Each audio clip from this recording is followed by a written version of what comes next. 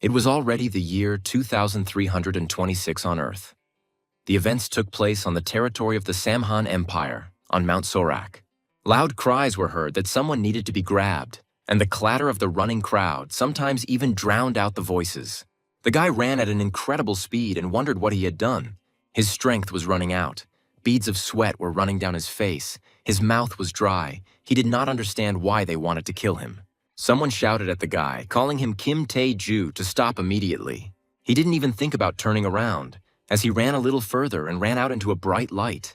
Suddenly, Kim Tae-ju began to cough violently, and along with the cough, blood appeared, and his heart began to throb.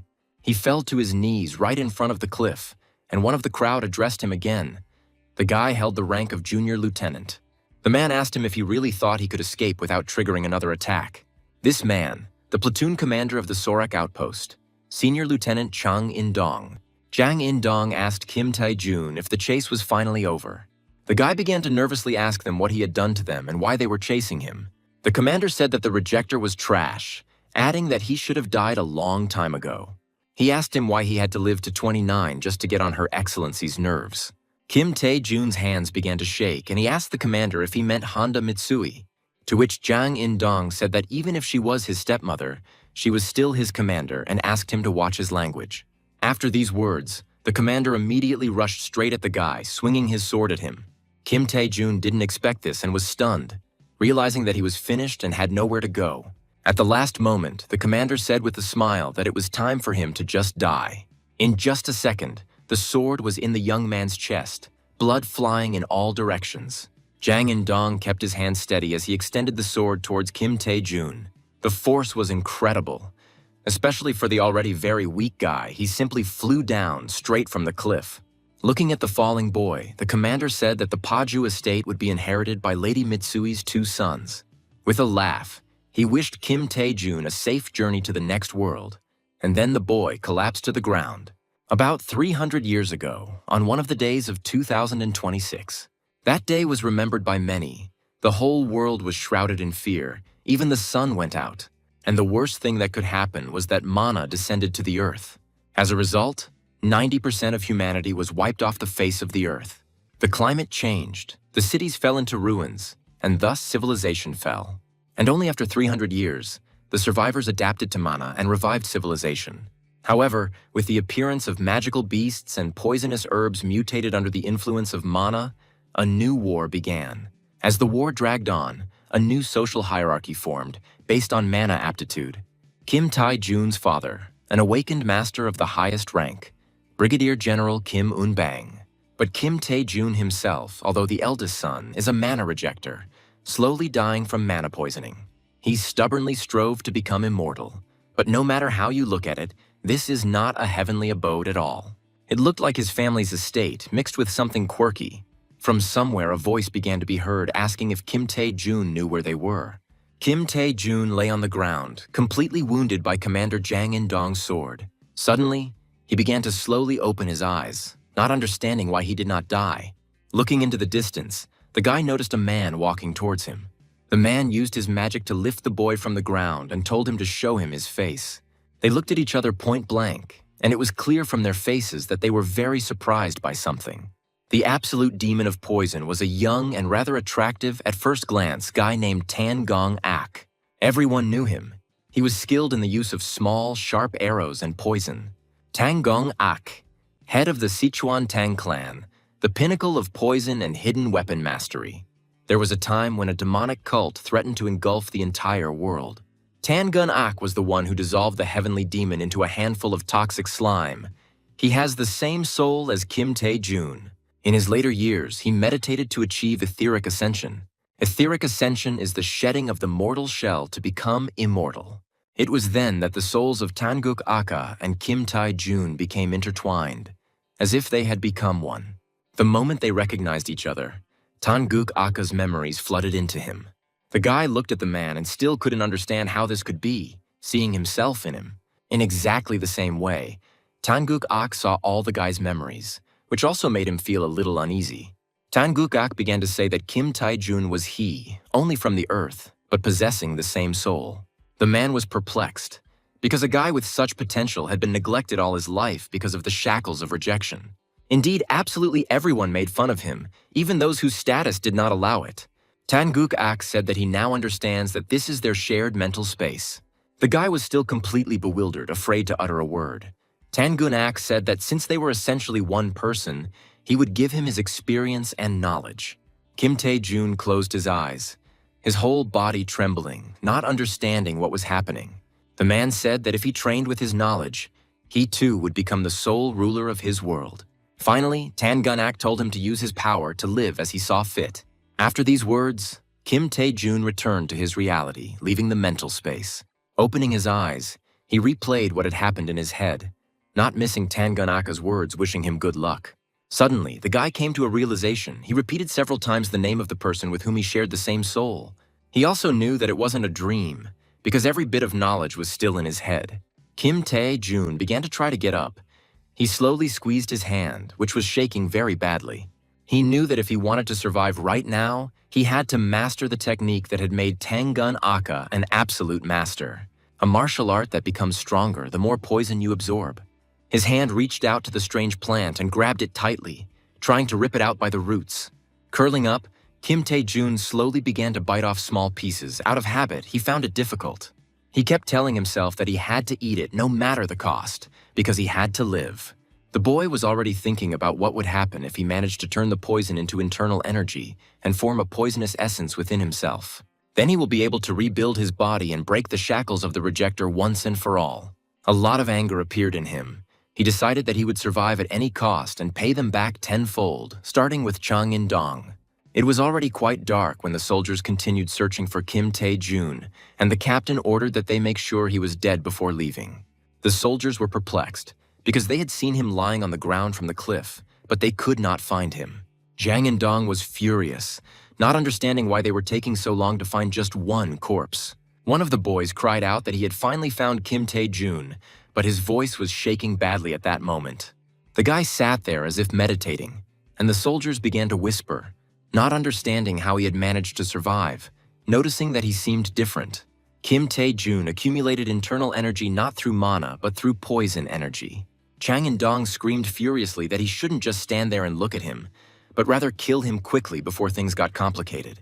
Hearing this, the soldiers began to slowly and fearfully approach the boy. Kim Tae-jun closed his eyes, muttering something incoherently without moving at all. The maple tree flew straight towards him, and he seemed to hear a sharp blade cutting the air. The guy suddenly opened his eyes and looked indignantly in the direction from which the maple tree was flying. Suddenly, the maple tree flew sharply to the side. It hit the tree, making a hole through it. Kim Tae-jun skillfully intercepted it and threw it to the side. There was a lot of rage in his eyes, and every movement was accompanied by a glow. The soldier stood rooted to the spot, trying to figure out how he managed to do it. Kim Tae-jun clearly didn't expect this from himself. Looking at his hand, he tried to understand whether this was the internal energy. Clenching his fist, he began to replay Tangun-aka's words in his head again. The guy pressed one hand against the ground and squeezed the other as hard as he could, keeping the thought in his head that he would be able to repay them by looking at the soldiers. Standing up from his knees, Kim Tae-jun said with a smile on his face that he was glad to see everyone again.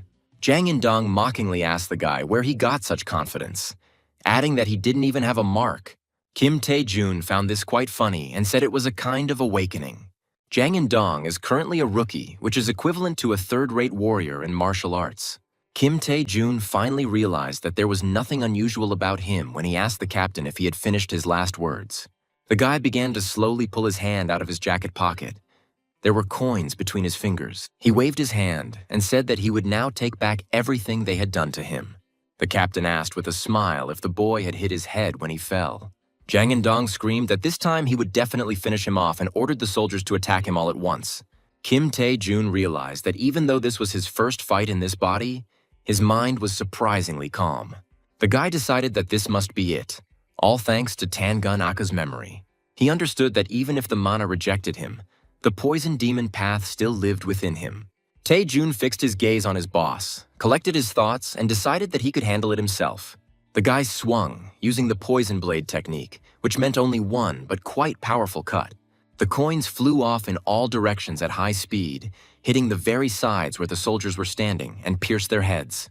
They were shocked by such precision, but there was nothing they could do. Tae-jun decided to use the Ghost View skill to attack more accurately. The guy began to clench his fist, but from the force exerted, it even began to shake. The blood-poison palm was activated and pierced Captain Jang In-dong's chest at that very moment. The soldier heard screams and some strange sounds behind him, which sent shivers through his entire body. He turned around abruptly and saw Tae-jun behind him, mocking the commander. The soldier pointed his gun and began to aim, saying that he should die quickly. The gun was pointed straight at the guy's head, leaving him with no chance of survival. Without thinking twice, the soldier pulled the trigger, his hand not even shaking, although the shot was quite powerful. But Tae-jun had incredible speed, thanks to which he managed to avoid being hit. Looking towards the soldier who was shooting, he said that it was too slow. He took a few steps towards him and stopped abruptly, chuckling quietly. At this time, Jang In-dong somehow managed to speak. His body shaking violently, he asked what Tae-jun did to him.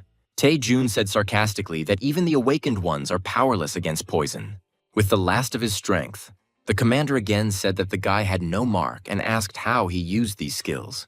Tae-jun said that if Tan Gun-ak heard these words, he would be offended and ask how it would be for him to be in the place of the victim now. The guy narrowed his eyes and said that he should feel as bad as he did. Bleeding, Jang In-dong began to ask for forgiveness and beg the guy for mercy. Tae-jun didn't listen to him and grabbed the commander's neck with all his strength, pressing hard on his throat with his hand. This completely blocked the access to oxygen, causing the commander to suffocate. The guy lifted the commander from the ground, still holding him by the throat with one hand. Jang In-dong started coughing, but he managed to ask the guy if he knew who was behind him. Kim Tae-jun looked at him with disdain. He was disgusted even just to look at him, let alone listen to him. The commander wanted to say something about Mitsui, but at that moment, the guy squeezed his neck even tighter, which interrupted the commander's speech. Tae-jun felt a strong sense of satisfaction at that moment, that he was now capable of much. As soon as he realized that all that was left in his hand was the lifeless body of the commander, he let go of his hand. As soon as the body fell to the ground, a slight smile appeared on the guy's face. He ominously told In-dong not to worry, as he had no intention of leaving quietly. At this time, in the Samhan Empire, it is a state founded after the Manhwa disaster, formed by the merger of Korea, China, and Japan. Paju, Tae-jun's hometown, is also part of the Samhan Empire, and it is a very barren small town. In some office, there was a discussion about Kim Tae-jun's dismissal from service due to an assassination attempt. The man said Lieutenant Jang In-dong and his squad attacked the boy at a cliff during a reconnaissance mission. And after that, Lieutenant Kim miraculously survived, was discharged into the reserve, and then went missing in action. They were informed that Lieutenant Chang and his group had been attacked by monsters and eaten while fleeing. The man clarified that during the investigation, it became clear that the order came from officers with ties to the Japanese side. The general was fixated on the words that it was from the Japanese side and thought about it. Covering his face with his hands, he desperately asked them not to say that it was because of Mitsui. Honda Mitsui, the daughter of an influential Japanese family that became part of the Samhan Empire and the mother of Tai Pyeon and Tai Cheon. These sons are Tae-jun's half-brothers. She always waited for Tae-jun's death to pass on Palju to her worthy sons.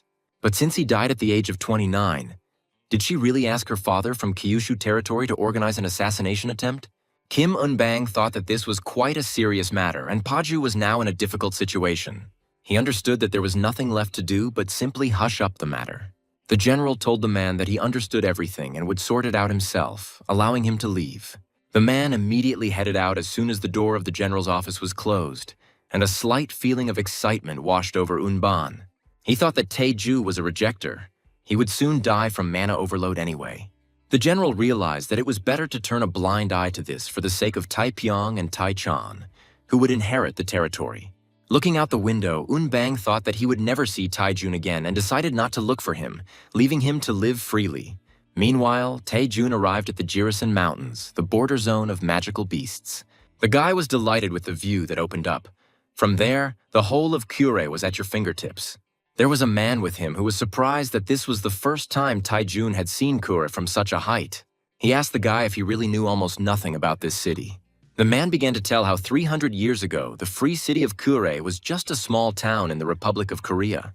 In the Jirisan Mountains, the population of magical beasts was unusually high, so their extermination became necessary. tax exemption on trophies from magical beasts, tolerance of some illegal activities, and much more. With these restrictions lifted, the Awoken flocked here, and monster hunting flourished. Thus, the Free City became a thriving metropolis, where all those who are thirsty for money flock. The man added that this also means that the area is full of dangerous criminals, which is why one must always be on guard. Tae-jun thought that he talks a lot, but he is quite good. He even gives advice. Some time ago, when Tae-jun survived an assassination attempt while serving in the military, the guy cut all ties after being fired and went in search of a place where he could become stronger. This place became the Free City of Kure, where he went together with some unfamiliar guys. The Empire's power there is weak, so it will be difficult for his family to track his location. It's also a great place to train, as it's full of poisonous creatures and toxic plants. Martial arts, the word still sounds unfamiliar to Tae-jun. A wonderful meeting with Tan Gong-ak just before death, followed by the merging of souls. The ultimate poison demon, Gun-ak, who possessed the same soul as him in the world of Marima. He thought that Honda Mitsui, who wanted him dead, actually helped him. Tae-jun still lacked the strength and money to get back on his feet, so he gained experience by working as a porter in Jirisan. The man approached him, asking who he thought was the strongest in their group. He pointed to the swordswoman, saying that she was a pro, Lee Hanul, and had an ordinary rank. The guy thought that since she was ordinary, it meant that she was a rank higher than In Dong, who was just a newbie. But he didn't understand why the flow of her mana was behaving so strangely. Suddenly, her eyes rolled back, leaving only the eyeball visible, and her cheeks instantly turned red. The girl collapsed to the ground, and someone screamed that it was because of the mutated three-striped mosquito. The guy screamed at everyone to do anything to avoid being bitten by a mosquito. Tae-jun looked at the mosquito in bewilderment, not understanding what was so special about it. Suddenly, a female voice screamed for everyone to step aside, that she would deal with him herself. This girl looked quite powerful. In her hands was a staff with a stone at the end, from which a bright glow emanated. The girl held her staff forward, and it was clear that although she looked courageous, she was no less nervous. A huge fireball flew out of the staff and was directed towards the mosquito. As soon as the ball reached the mosquito, a rather strong explosion occurred. The man said that if someone was bitten by this mosquito, their mana would temporarily disappear. He added that many groups had been destroyed because of some mosquito, so it was no wonder everyone was so nervous. Tae-jun thought that the poison similar to the one the boss described was in Tangun Aka's memory.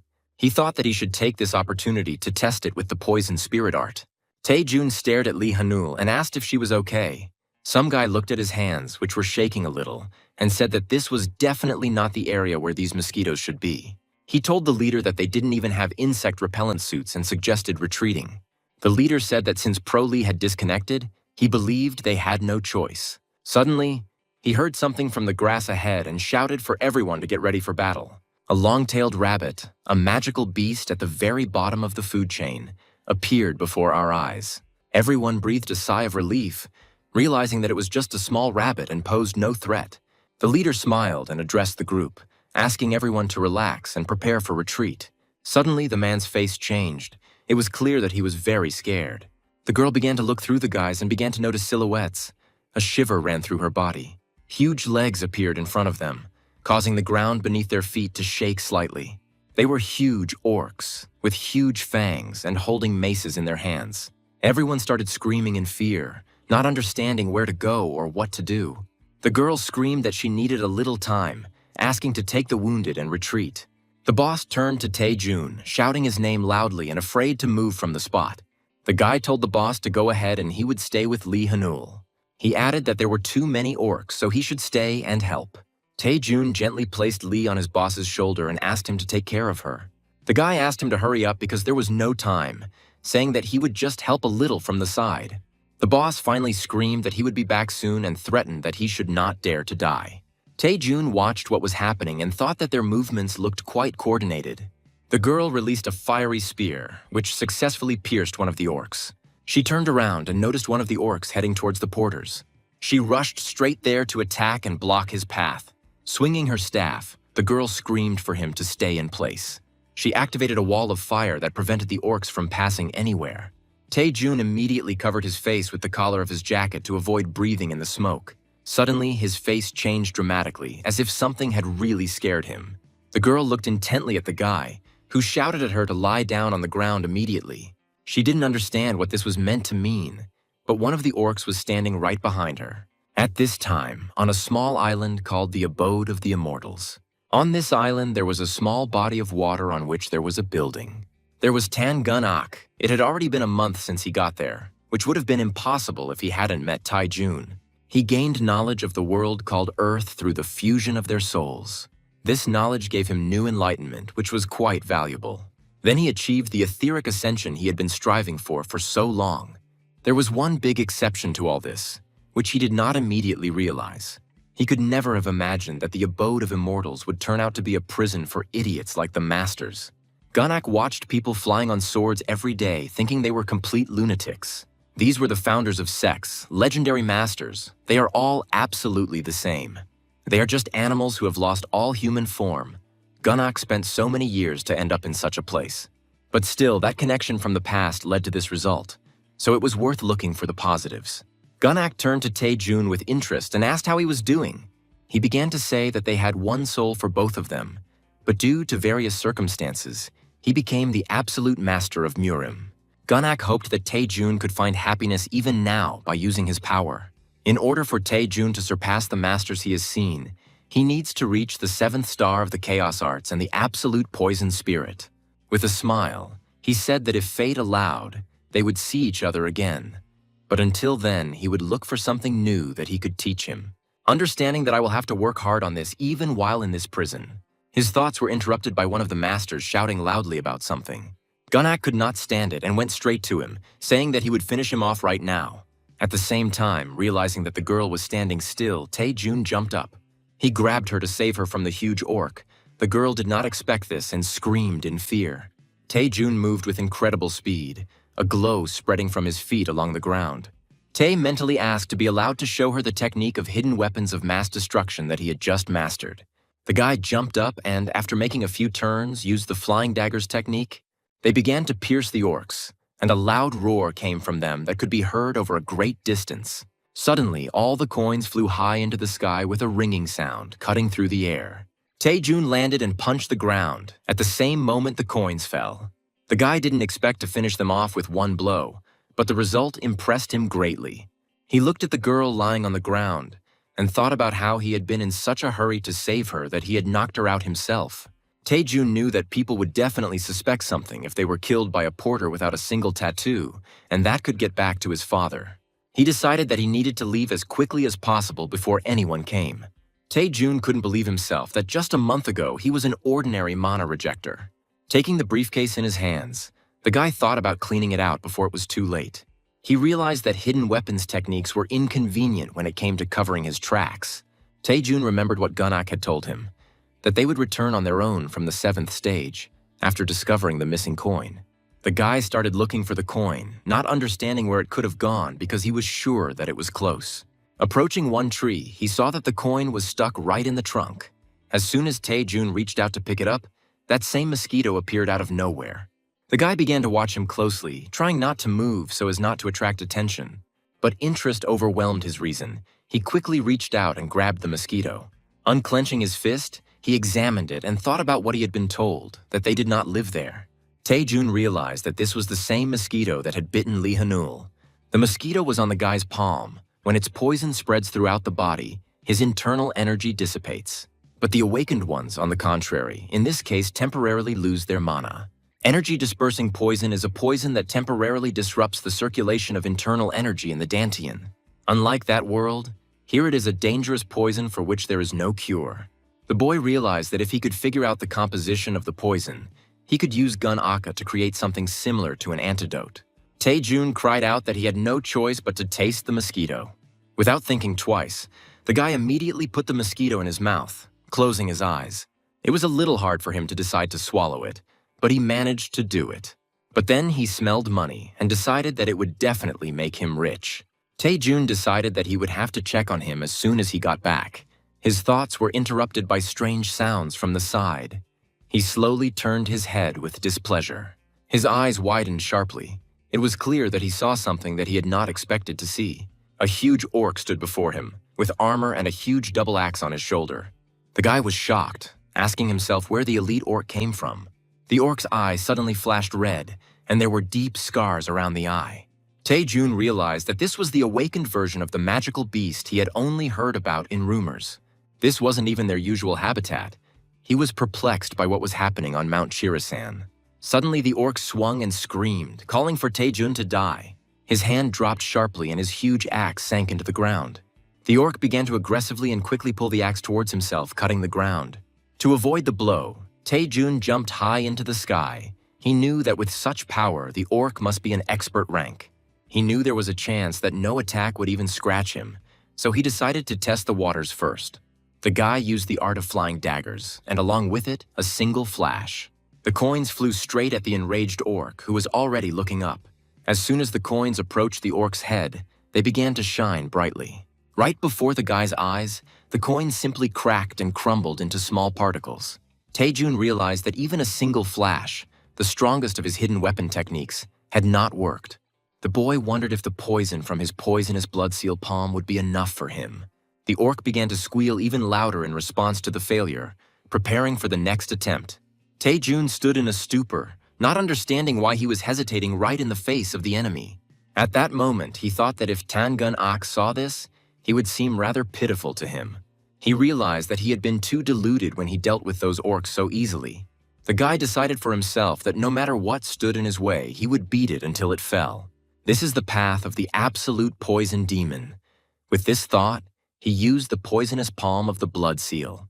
The orc didn't give up either and swung his axe at Tae-jun with all his might again. The guy seemed to be flying straight towards the orc, who was already ready to cut him in two. Of course, Tae-jun was afraid, because the difference in size played a rather strong role. A second later, a large flash occurred in the middle of the forest, accompanied by a loud roar. The orc stood with his axe lowered to the ground, which was already pretty damaged. There weren't even any minor scratches on it, as if nothing had happened. Opposite him sat Tae-jun, trying to catch his breath. There were a few bruises on the guy's face, but he didn't cause any real damage to his body. Then he decided that he would have to beat him again and again. He simply saw no other solution. Suddenly, out of nowhere, a strange object appeared before his eyes. He only saw a lot of movements without having time to move his gaze. The guy's face changed from ominous to lost, not understanding what was happening. Someone with such skills should be a master rank. This man dealt with the elite too easily.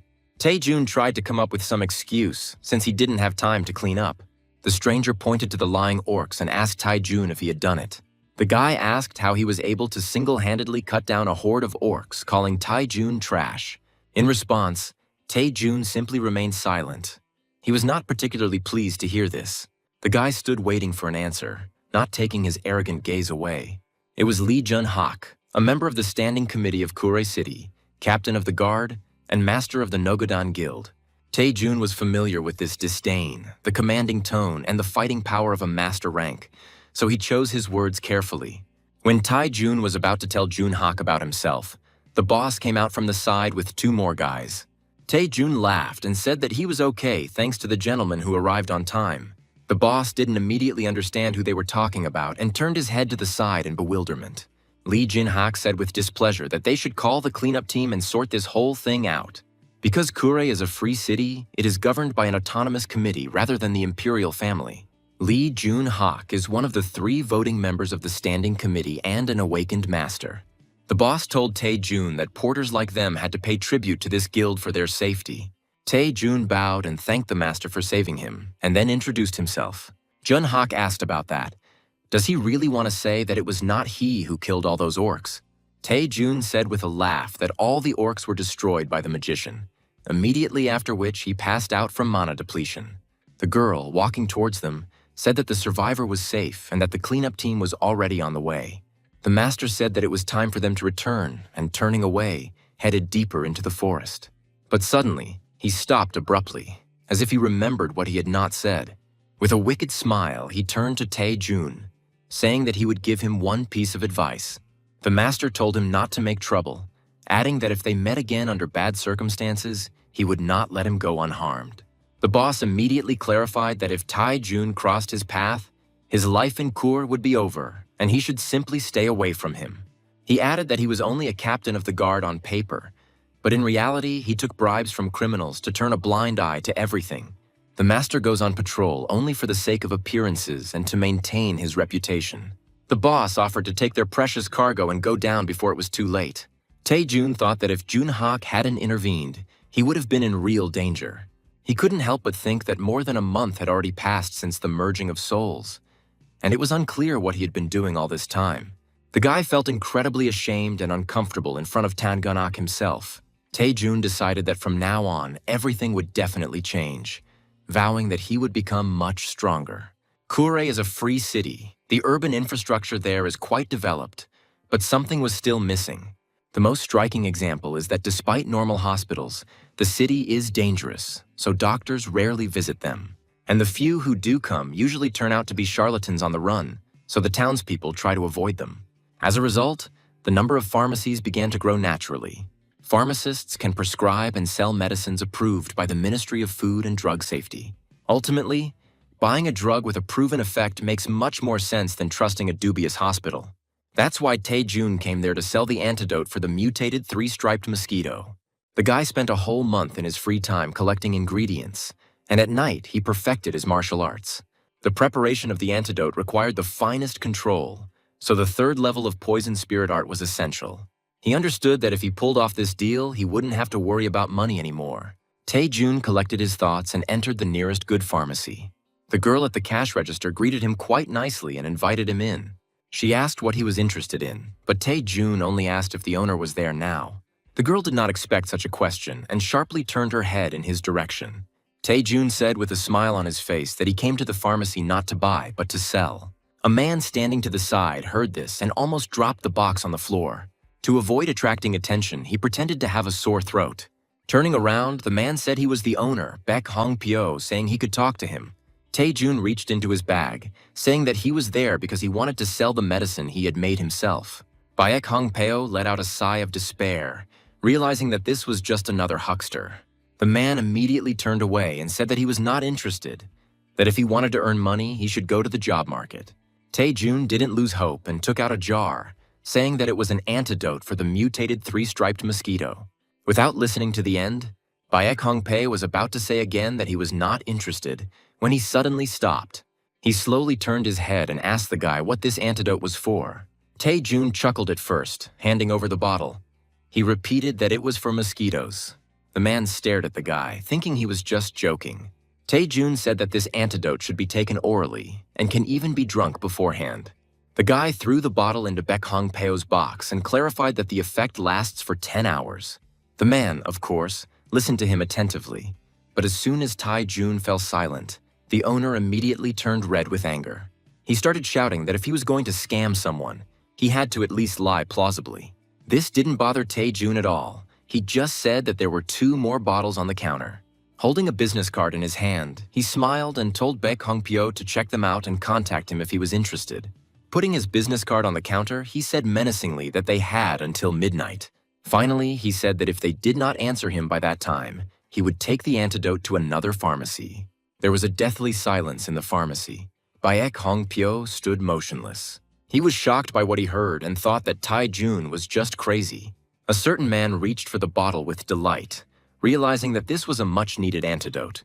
It was Park Jin-soo, normal rank, raid group leader, heavily dependent on potions. Jin-soo handed the antidote to Baek and asked if he should trust the boy.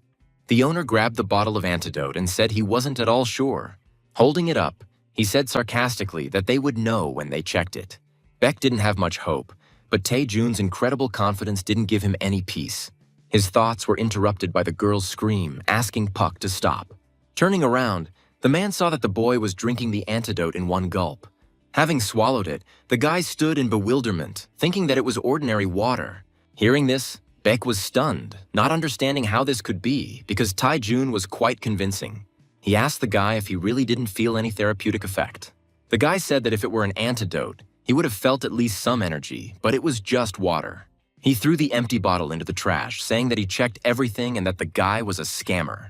Looking into the box at another antidote, Baek couldn't believe that Tae-jun was just a common swindler. The guy rolled a cart filled with various medications up to the checkout and asked for the bill. He said that today they were going to hunt frogs and that he was already in quite a hurry. At this time, Baek went to the trash can and threw out the antidote and Tae-jun's business card from the box. The guy paid everything in full and headed for the exit, and Beck wished him a good hunt. Beck decided that this was a futile hope, since creating an antidote for mosquitoes was complete nonsense.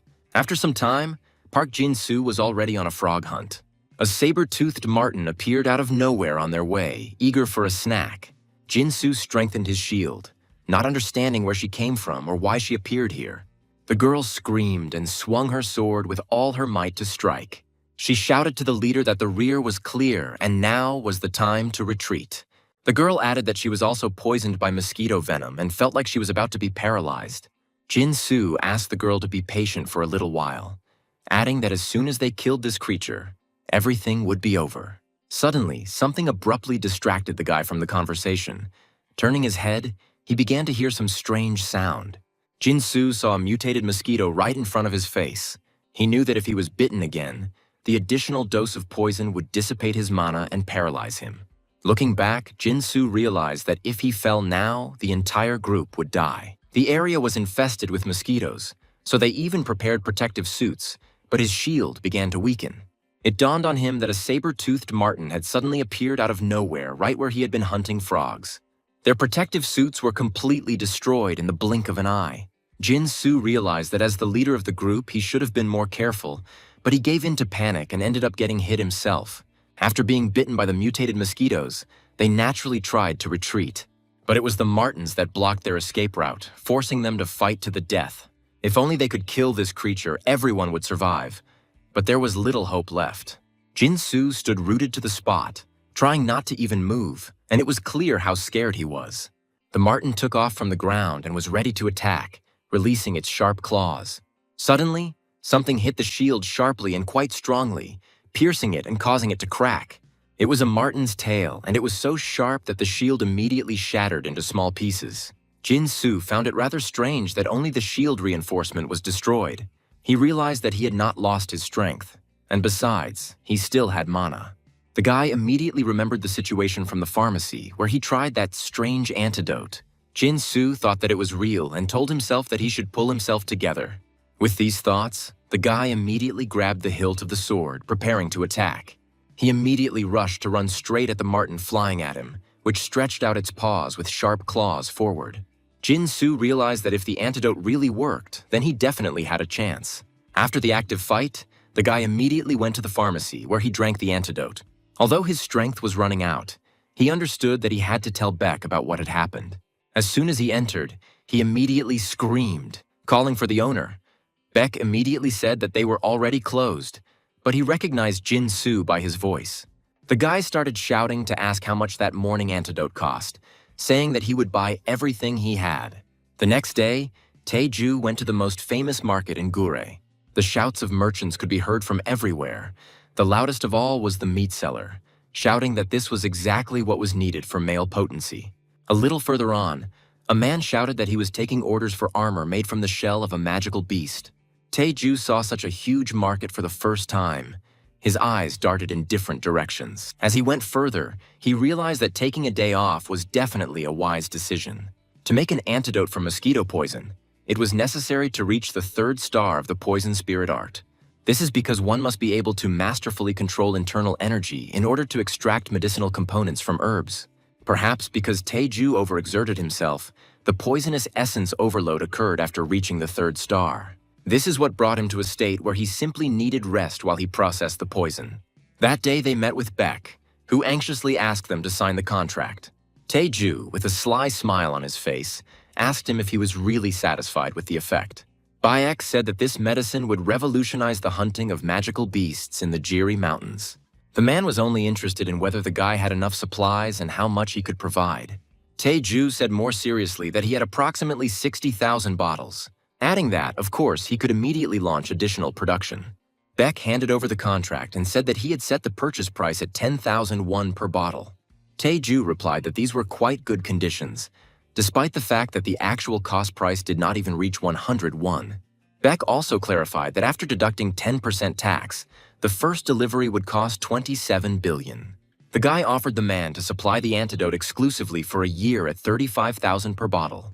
Beck initially said that he didn't have to give them to him so cheaply, but as soon as the guy said that Beck was running a shelter, the man agreed. Taiju asked if Beck could provide him with a production space in exchange for his help. Beck Hong said with a smile that he had just the right place. They shook hands and said they hoped for fruitful cooperation. Taiju successfully signed a contract for the antidote and received a substantial advance. After that, he went to the famous Kura market to buy equipment on his day off. After some time, the guy started going to the exact place where they sell weapons. A man called out to him and asked if he needed a weapon. Taiju even flinched a little in surprise and asked if he was being addressed. The guy replied that their shop was the best in the area and told him not to pass by and to definitely stop by. This guy acted quite strangely and said that Taiju was quite handsome and he would give him a special discount.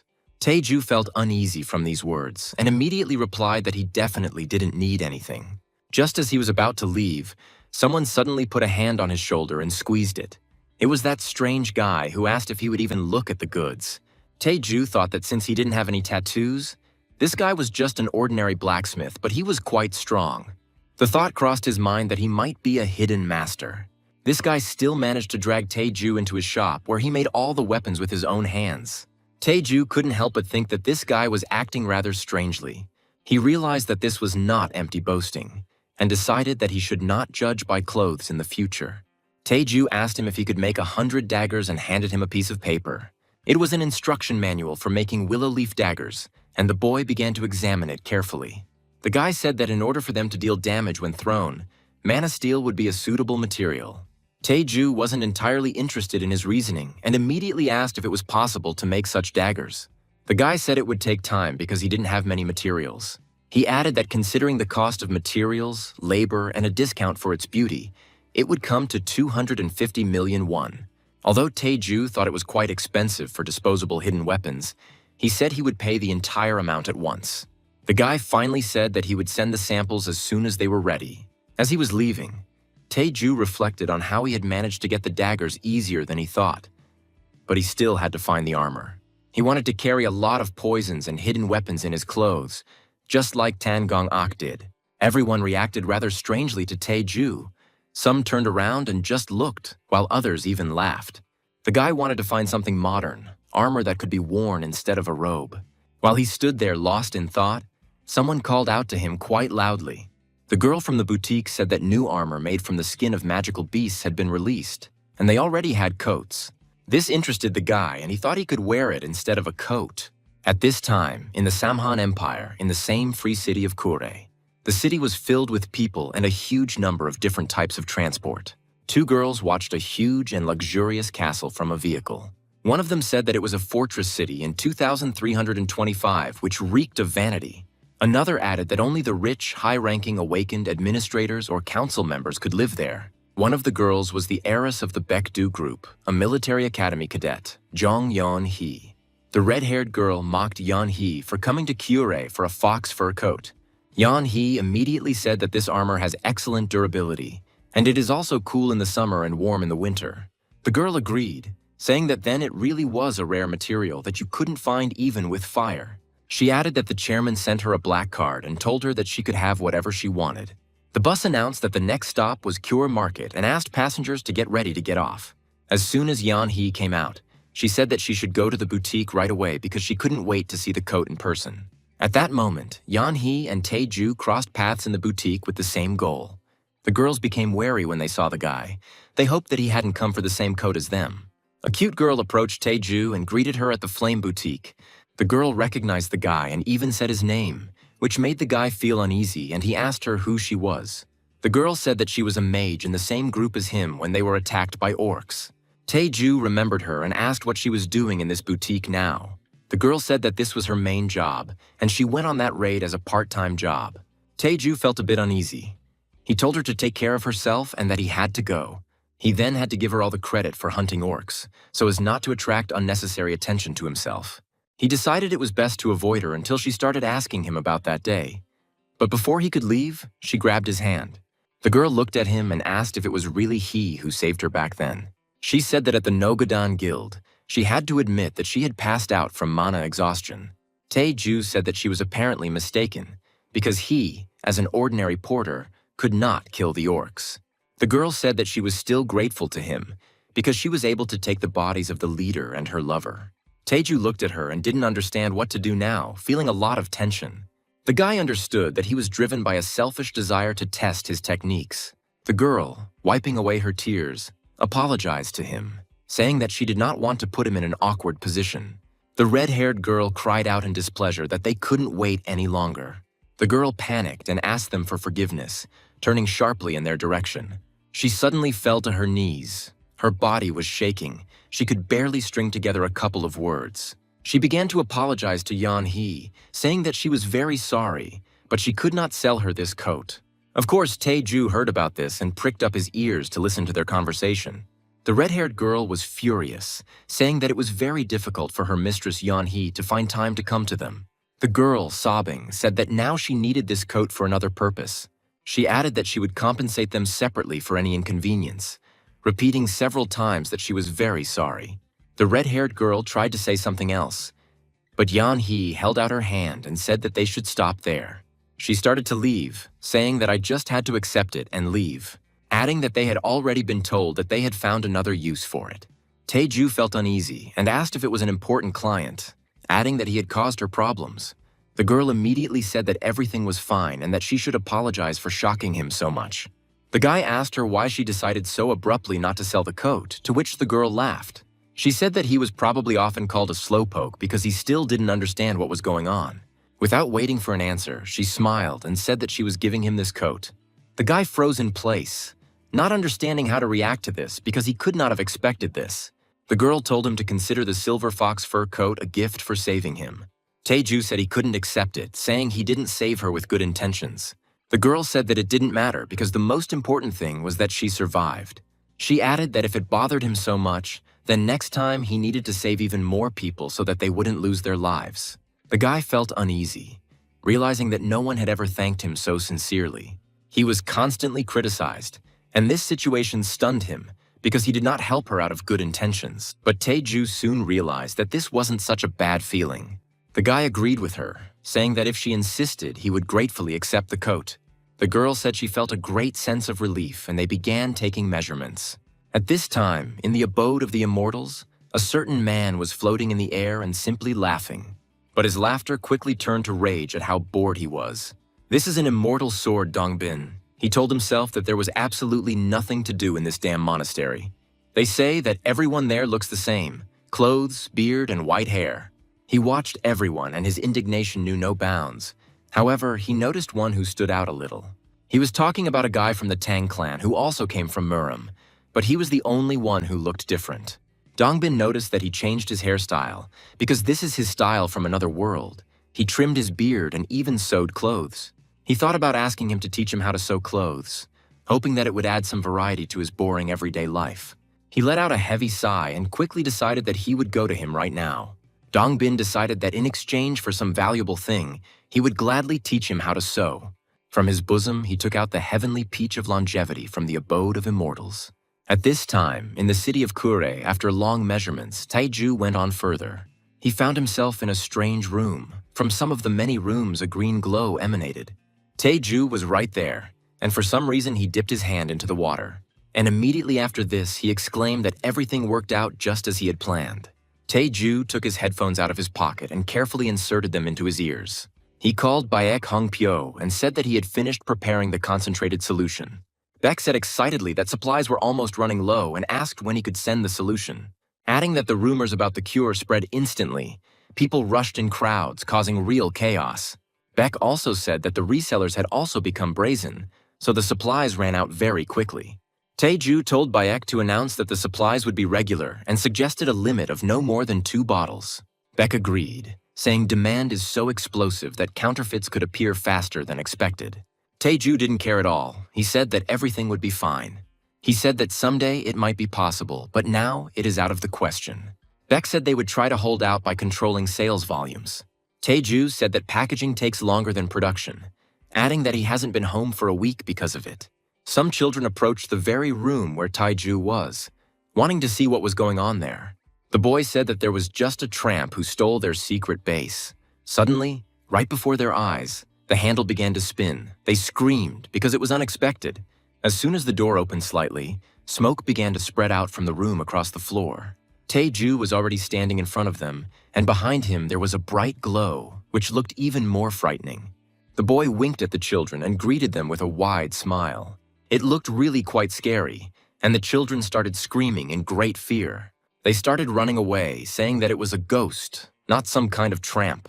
Tae-ju even felt a little offended because he barely managed to finish packing on time and go outside. He thought about how he hadn't washed for a week, not understanding why they called him smelly. The director asked Tae-ju to come out as a substitute, but in order to sing at the meeting, he needed to come out right now. He thought about washing himself, even if he was a little late. Suddenly, an unfamiliar girl appeared in front of him, and behind her, those same guys. She said that she heard from her father about antidotes. The guy stood there in bewilderment and immediately asked the girl who she was. The girl said she was pleased to meet him, introducing herself as Baek So-yeon. So-yeon said that the younger ones kept talking about a ghost in the basement, and she decided to go down and check it out herself. She held out the box in her hands, saying that she should give it to him. Tae-ju immediately guessed that it was from the weapon store, the very prototype that he needed so much. So-yeon said she hoped he would continue to have a good relationship with her father.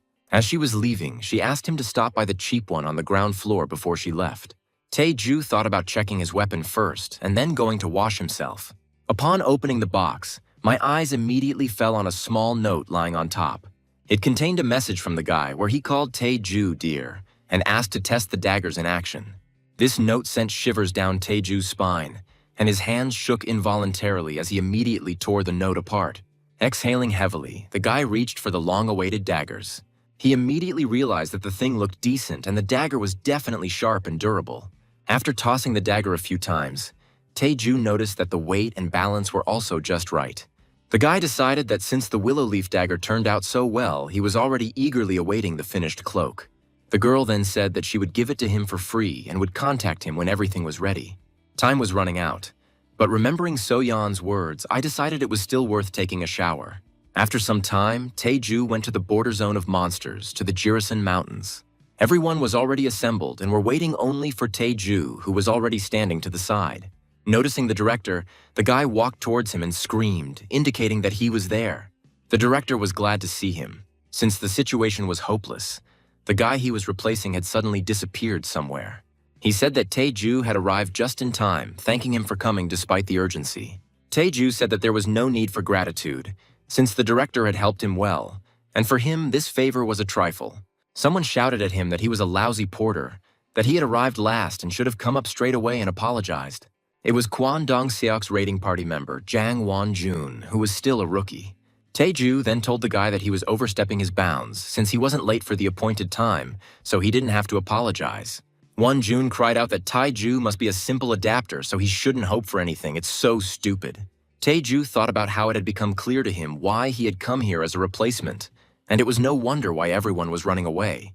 The director said that he would compensate Tae-ju for everything. He begged him to just be patient because the contract could not be canceled. The guy closed his eyes and, realizing that this was not the first time this had happened to him, apologized to Won-jun.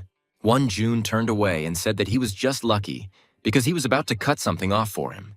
The director asked Tae-ju several more times if he was okay, in response to which the guy simply calmed him down. Suddenly, Tae-ju realized that they were going on a large-scale raid just 7, although at least 15 people are needed. He turned to Won-jun and said that although it was fashionable now to reduce the number of people because of mosquito antidote, the composition was small. The guy added that he was asking this for the safety of the porters, whom he looked down on. This made Won-jun very angry, and he screamed that Tae-ju was just a suicide bomber who kept snapping at him. Tae-ju was fixated on the words about the suicide bomber. His brows furrowed and his gaze seemed to pierce right through him. Won-jun thrust his sword forward, saying that he would finish him off right here and now. Newcomer Kwon Dong-seok joined the conversation, saying that if Won-jun killed the guy, there would be no one to carry the equipment.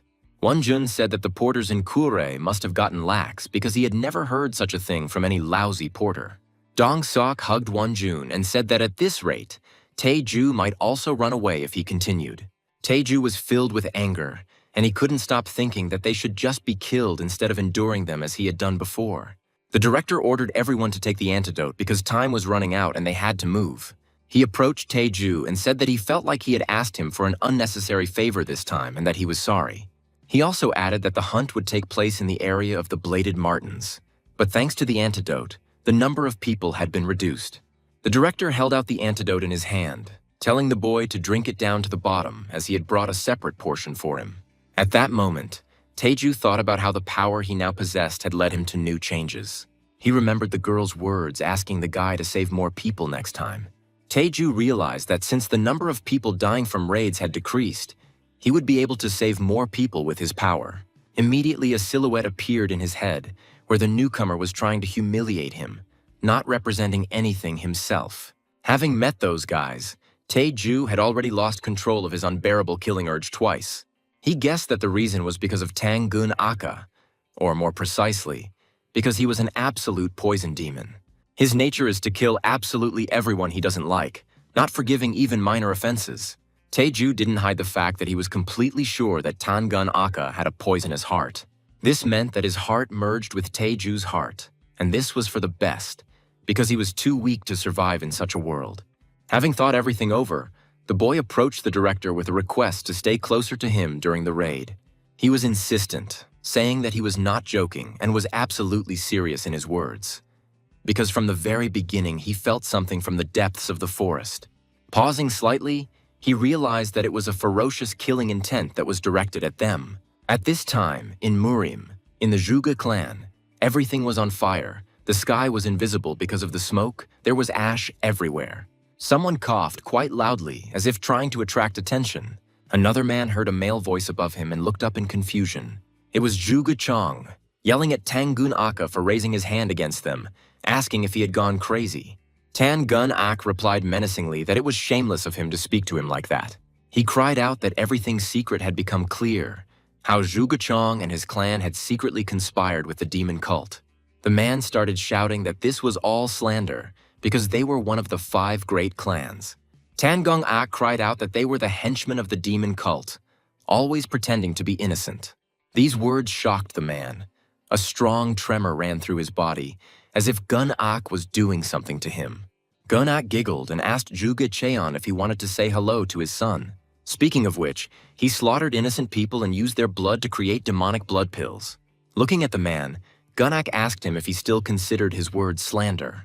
He added that what he hated most were bastards like them, scum like them who used the weak as a shield. Zhuge Chong began to beg for mercy, saying that he would tell everything he knew about the heavenly demon. Gun Ak responded by saying that countless warriors from the righteous factions had died senseless deaths because of him. His eyes flashed after these words. Anger seemed to consume him. He shouted one last time for Zhuge Chong to disappear. Gun Ak directed his powerful force straight at the man. Everything around was sewed, and a moment later a scream could be heard. As soon as the swords pierced through Zhuge Cheon, Gun Ak said that he would soon send the heavenly demon to hell after him. At this point, someone from the squad said that a pack of martens was nothing, since they didn't even need any special equipment. Won Jun was amazed by the large number of crystals, and then said that he was not surprised why Taeju was just a porter. Taeju was furious, because he knew that they were only able to defeat them thanks to his antidote. The thought of simply killing him never left his head, because he knew that they would die soon anyway. He immediately decided that he needed to restrain himself, because such scum did not deserve to become the first victims of his technology. Thanks to the antidote, just 2 novices and 3 experts were able to defeat an entire pack of martens. Having thought about this, the guy immediately turned his attention somewhere to the side. He peered into the bushes and wondered if they could handle the creature he had sensed. Taeju turned to the director, saying that everything would start soon, and repeated his request to stay close. Hearing the sound of trampling, the boy said that it was just the notorious dangerous beast from Mount Chirisan. It was an ambush of a magical beast. Its eyes were bright red, its grin sharp and menacing. The director was overcome with intense panic. It was difficult for him to put together even 2 words. His whole body was shaking and did not allow him to move away. The wolf was already right next to the director, and then he cried out that it was a red-furred wolf. Taeju tried to calm him down, saying that nothing would happen to them, and for some reason began to ask for forgiveness. The red-furred wolf is a magical beast that requires at least a normal rank to fight. His power is certainly a big problem, but there is something much worse and more terrible. These wolves always hunt in pairs, a male and a female, the sight of which made Wonjun's legs shake. Jun desperately began to swing his sword, trying to scare the wolf away from him. But such abrupt movements only angered the wolf even more, which is why he sped up towards the guy. Jun panicked greatly because the wolf skillfully dodged all the swings. He began to scream, not understanding what to do next. Newcomer Dong Seok simply began to run away into the depths of the forest, because he understood that if he stayed, it would be the end for him. The girl, Jun's sister, screamed that they would just die, to which her brother said that they would just do as usual. Taeju heard that Jun was going to use the porters as bait and just run away. The director began asking Taeju to do something already because the situation was only getting worse. The guy reached into his pocket for something, saying that he would show his technique right here and now. He released the dagger, a single flash. He was serious and did not even think of retreating. The dagger first flew right past the head of one of the squad, which greatly frightened the girl. After which, in an instant, he found himself at the head of the fleeing Dong Seok, who even screamed in fear. The dagger plunged into the stone with incredible speed, sending many small fragments flying in all directions. Someone screamed very loudly, causing all the birds in the trees to fly away even further. The director stood there in bewilderment, trying to understand what had just happened and what Taeju had thrown at him. The guy started to get indignant because the one who was supposed to protect him simply abandoned the squad, and the other one wants to set him up. Taeju cried out that he really hated such scum who were ready to do anything just to save themselves.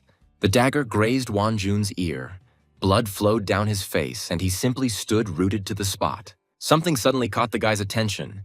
He stared somewhere ahead and excitedly tried to say something.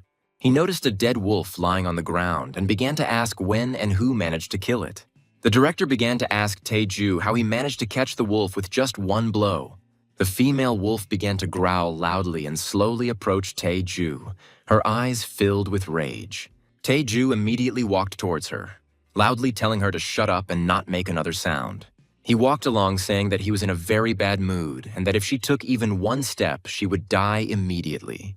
Taeju asked Jun if they always acted so meanly towards others. When things get dangerous, they simply throw the weak to the wolves and run away. Jun started shouting that it was natural that the weak should die for the sake of the awakened. Hearing this, the guy closed his eyes and exhaled heavily. He clearly felt uneasy. Fixing his gaze on Jun, he said that he would have to experience the same thing himself. Literally a second later, Taeju found himself on top of the cliff. No one had time to blink. Taeju looked down on them and told Jun that he should hurry up and start fighting. The boys looked at him with horror and strong fear inside, not understanding what to do. Sitting comfortably on the edge, Taeju said that he had dealt with one himself, and the second wolf was left for him. Dong Seok was furious, saying that he wouldn't get away with treating an awakened person like that. The girl from the squad started shouting that they would pay Taeju as much as he wanted, just so he would catch the wolf. Suddenly, something flew between Dong Seok and the girl, and they screamed in surprise. Taeju came back down and said that since he didn't understand human words, he didn't need his ears anymore. He threateningly repeated to them once again that he was a porter and they were fighters, so everything was fair. He added that he didn't understand where that confidence had gone after killing the pack of martens. The wolf was already furious. He was ready to attack right now, at any second. But it was as if he was waiting for the right moment. Taeju looked at them with disdain and strong disgust, realizing that they were truly afraid. Having climbed a little higher, he began to hear excited speeches about how they would not cope. Jun asked the boy if he really thought they would do everything as he said.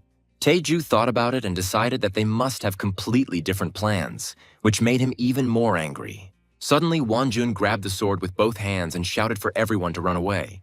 He didn't have time to turn his head before a paw flew at him with all its force right in the face. The guy flew quite a distance to the side with a loud cry of pain and fear.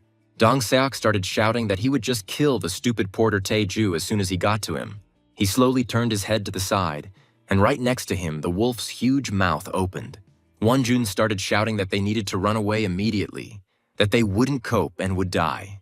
The girl began to run as fast as she could, but the powerful wolf did not even let her out of sight. The girl only had time to turn around to make sure that she was at least moving away somehow, but the mouth was already near her face.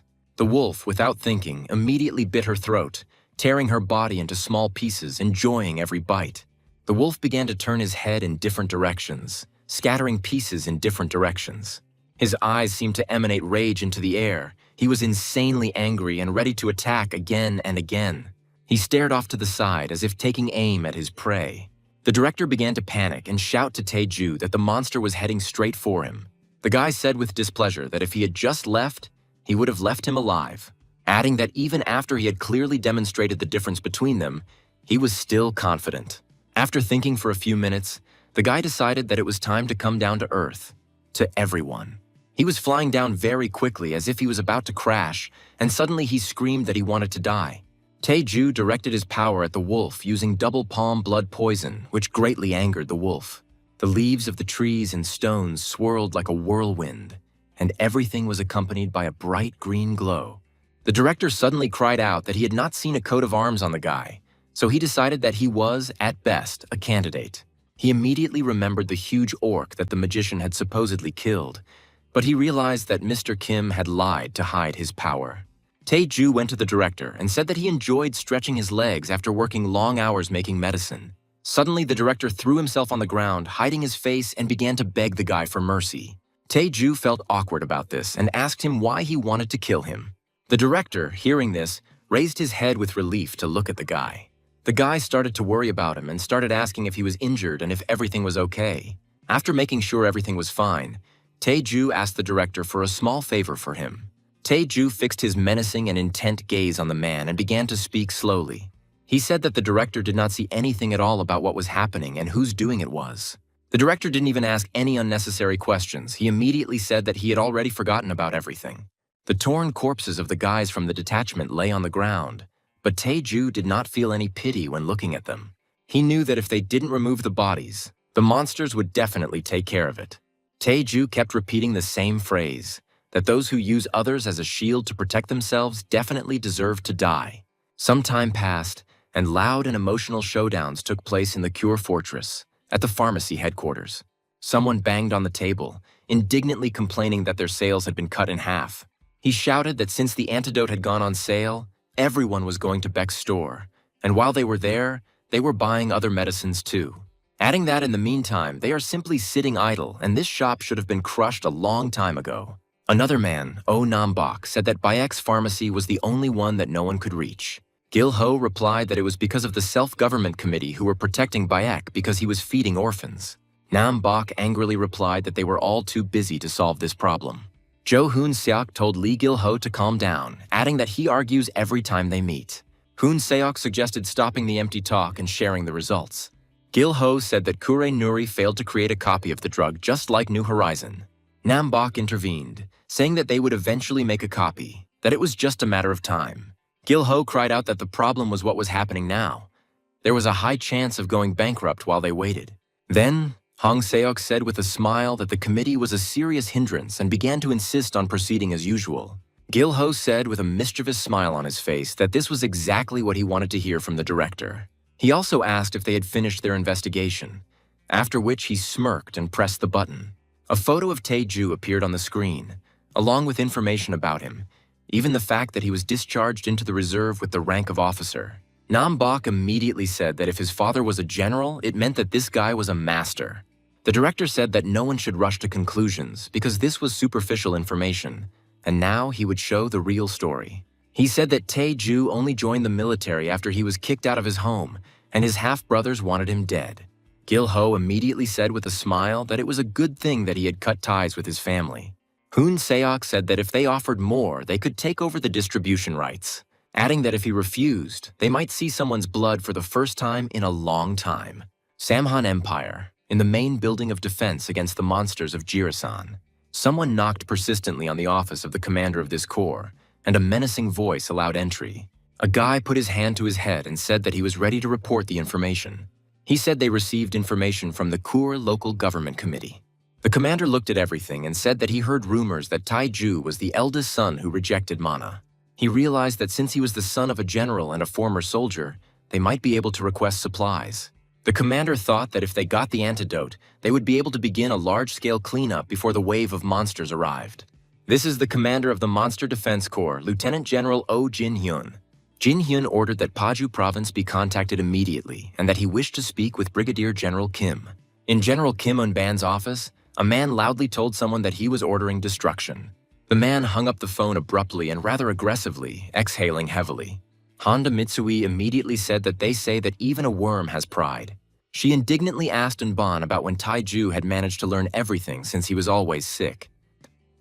Honda Mitsui suggested that they go to Kure immediately, since the guy had no experience at all in communicating with people. Unban looked at the girl very menacingly and told her to just leave his son alone. Adding that they had already removed Taiju from the family register, he was no longer their son. Hoda Mitsui responded to this by saying that the blood knots were still there and they should help him. Unbang screamed at her to stop, that if she had any conscience, then it was time to stop. The girl became a little nervous, thinking that Unbang knew about the assassination order. She screamed for the man to at least tell him to supply the antidote to the military. Honda Mitsui began to say that they could barely pay for Tai Pyong and Tai Chun's education. The man said in a calm voice that then she should go and ask him about it herself. He added indignantly that he had already made it clear that he would not do this. These words made the girl even more angry, and she even began to bite her lips out of anger. Turning away, Honda Mitsui said that it would be as he said, that she would do everything herself. As soon as she left, Unbang thought that he was sure that his son was dead because he had not heard from him for a long time. He was glad that Taiju was spending the rest of his life usefully. At this time, the guy went to a place already familiar to him, the Kure market. Taiju went to the same flame boutique where he had been looking for a coat. The girl had already tried the cloak on him, and suddenly cried out that she knew it. After looking at the guy from different angles, she said that the coat suited him very well. Taiju thanked her, saying that the coat made from monster parts was quite different from the others. He said it was lightweight, yet highly durable and even thermoregulating. The guy added that he also likes that the coat has a lot of storage space.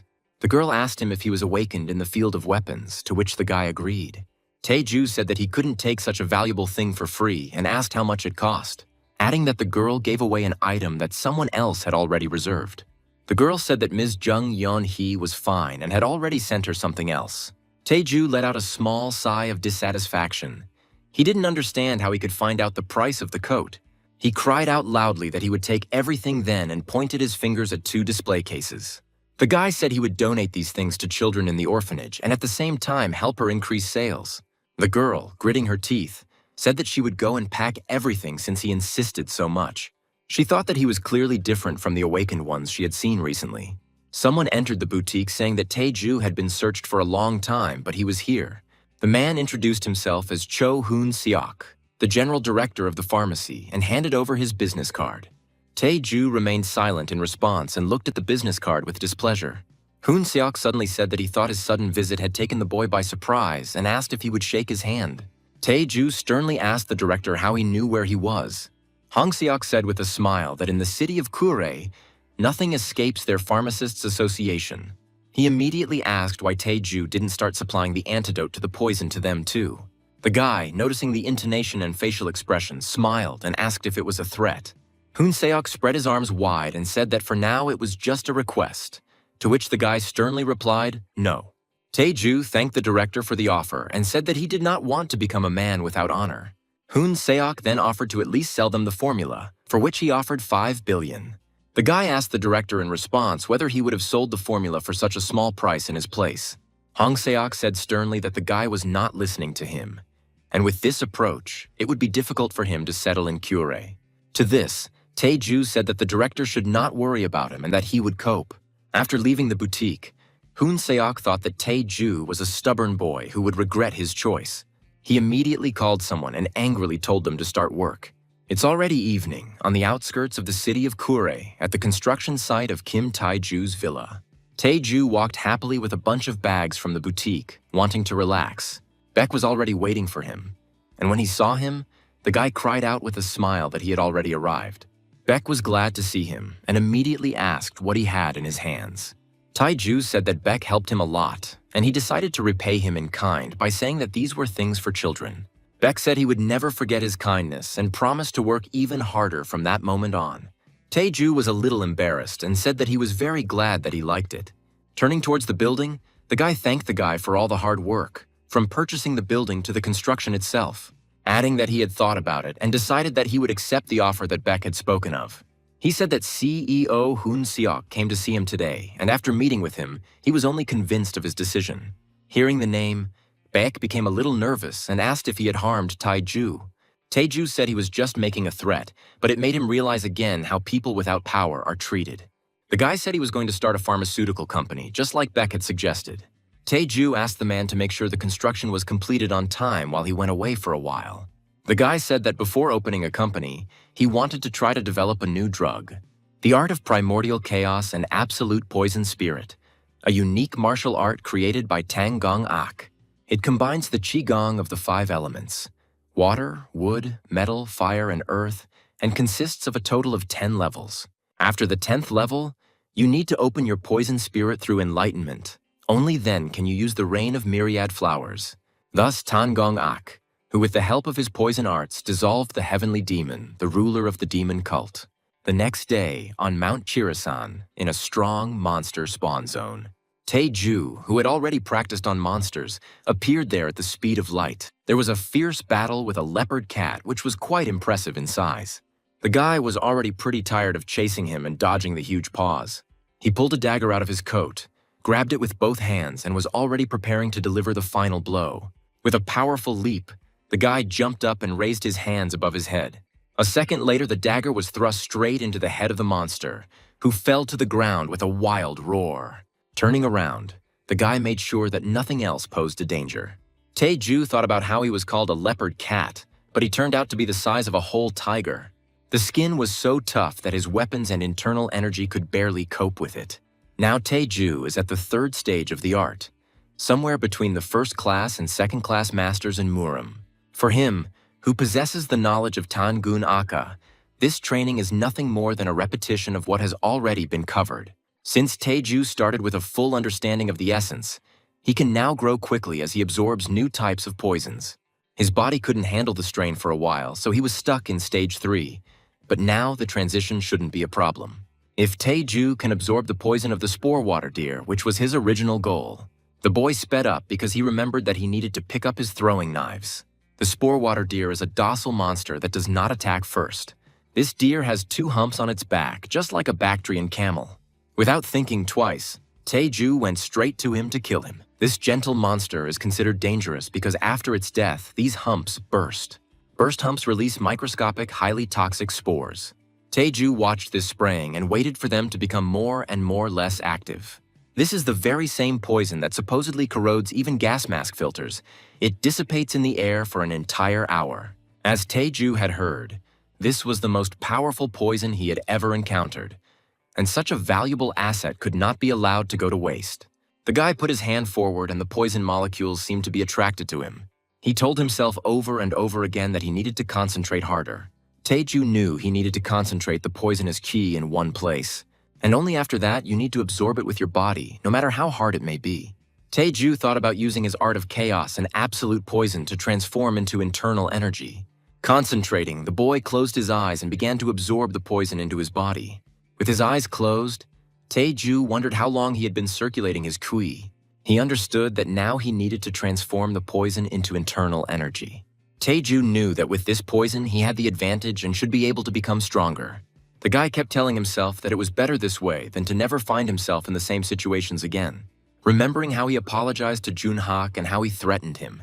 A sphere teeming with poison formed in his hands again. He was ready to finish. Suddenly, Taiju cried out joyfully that he had finally moved on to the 4th stage. Lucky guy, he just thought it took quite a long time. Getting up from the ground, the guy stretched out. His body had become very stiff after such a long time. He stayed on Mount Chirasan longer than he expected, but he reached the 4th stage and discovered the ingredients for the antidote to deer poison. Looking at the setting sun, Taiju thought that it was time to go back. As he walked, he realized that he didn't want to leave for long while people from various pharmacies were milling around. The guy immediately headed to Beck's pharmacy to find out how sales were going. Throwing off his heavy backpack, the guy shook himself off and looked around. Looking towards the cash register, he told Beck that he was already back and asked how he was doing. Receiving no answer, he asked if business was improving, judging by the fact that the goods were completely sold out. Beck said he was very worried because he couldn't get through to him. The girl was also glad to see Taiju and greeted the guy. Taiju said he turned off his phone due to training and developing an antidote. Beck said in an upset voice that the sales representative said they would no longer supply the goods and took everything away. He added that the licensing department had requested a list of ingredients to investigate the antidote's side effects.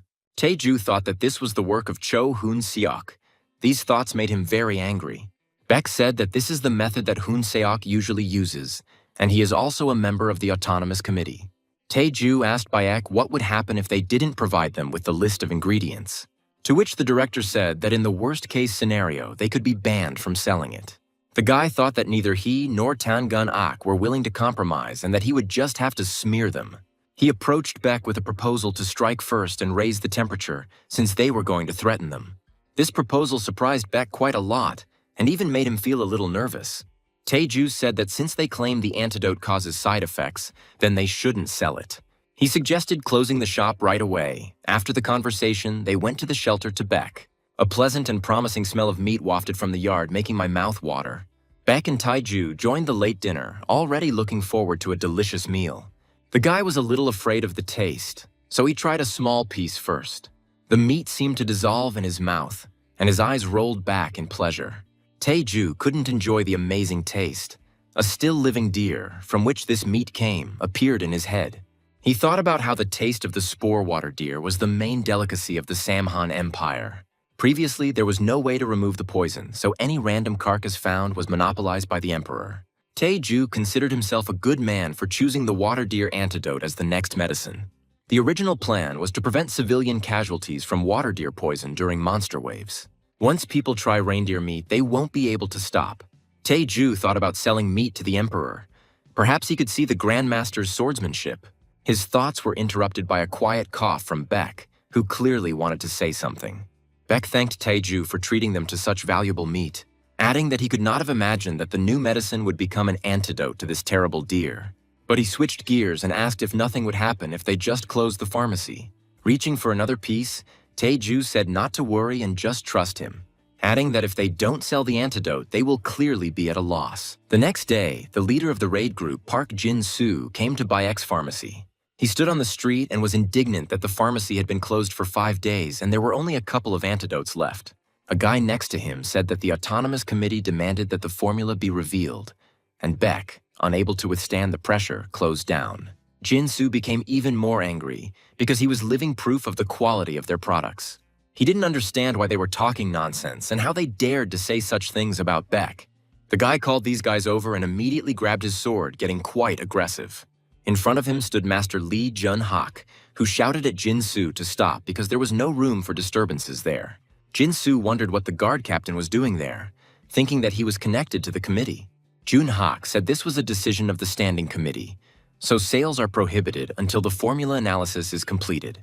The guy cried out that he had participated in clinical trials and that he was fine. The crowd that had already arrived joined him, also saying that they had taken the antidote and were fine. Jun-hak clearly didn't like this. A sly smile appeared on his face, and all he said was that he was curious. He menacingly asked the crowd since when trash like them started to contradict him. Jun-hak thought about the damn official forcing him to deal with all sorts of nonsense. But if it weren't for the opinion of the majority, everyone started to turn around and leave, realizing that nothing could be resolved. Only Jin-soo remained in his place, folding his arms across his chest and showing all his dissatisfaction with the current situation. Jun-hak became seriously angry and grabbed his sword, shouting at Jin-soo not to force him to fight. The guy was quite scared, and deciding not to contradict him, he left rather quickly, apologizing at the end.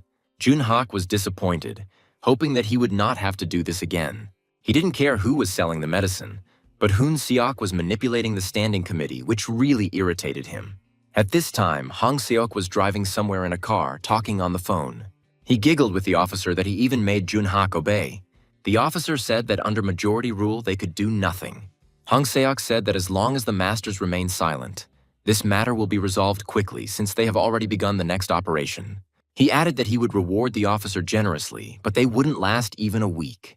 At this time, Tae-ju arrived at Lieutenant General Oh Jin-hyun's office. The conversation was quite tense, but the general was clearly interested in it. Tae-ju said that they will supply 1 million units to the Jirisan Monster Defense Corps, adding that the price remains the same, 50,000 won per unit. Having calculated how much it would cost in total, the general was clearly confused by the figure of 50 billion won. Taeju was a little upset as to why he was upset that they were supplying the army at a standard price. The boy told Taeju that he felt like the corps commander was in a very good mood. The general asked the guy if he was still making a profit with such a low price. Taeju clearly didn't expect to hear such a question and even asked again. Without saying anything else, the general turned to the adjutant, asking him if they could allocate 50 billion from the reserve fund. Taeju asked not to rush, clarifying that there was one more point in this deal. He said he plans to start a company soon, so he recently developed another new drug. The guy unfolded the paper, which contained a beautiful and large piece of water deer meat. Handing him a piece, he asked Jin Hyun to try it, and taking hold of the cup, he began to smile. Jin Hyun looked at the meat and couldn't believe his eyes. He couldn't even say anything right away. Taeju decided to break the awkward silence and said that this piece was especially for him. The general said it was quite good, adding that he had hoped to see a cure. The guy said that this was the meat of a spore-bearing water deer, which was worth presenting to the emperor. Hearing this, the adjutant cried out in surprise. It was hard to believe. Seeing such an emotional reaction, Taeju felt quite pleased. The general said that he had been thinking about this for a long time, and that there was a great shortage of people like Taeju in the army, and he suggested that he return to service. This made the guy a little angry, not understanding why he was offering him a contract. The Chirasan Beast Defense Legion is located in a remote province of the Samhan Empire. Their duties include holding back the waves of demonic beasts and keeping their numbers under control. If you keep the animals at bay in this wilderness, you'll barely break even, but make a mistake and all the blame falls on you. The general was very attracted by the antidote to the poison of the spore-bearing water deer. The adjutant entered the office and said that he had transferred the deposit and also carried out the rest of the instructions. He said the reason they went for the deal was because of a conflict with the pharmacy association led by Hoon Seok. The general said it was an excellent job and ordered him to keep an eye on Taeju and help out as needed. Suddenly, he smiled and said that the adjutant had supported him well, even when he had lost all his connections. The guy exhaled heavily and thanked her, adding that he finally admitted it. The general turned sharply towards him and screamed, which scared the guy a little. In response, the adjutant also cried out, addressing the man as a commander. Jin Hyun placed his hand on the boy's shoulder, patting him lightly. Hugging him, he said that they should use this chance to return to the imperial court. The guy said that he would follow him faithfully no matter what happened. At this time, on the outskirts of the city of Kure, in the house of Kim Tae-ju, active negotiations were underway with Baek. Tae-ju cried out with joy that the company's founding was in full swing. Baek told the guy that once he picked a name, he would quickly finish the rest.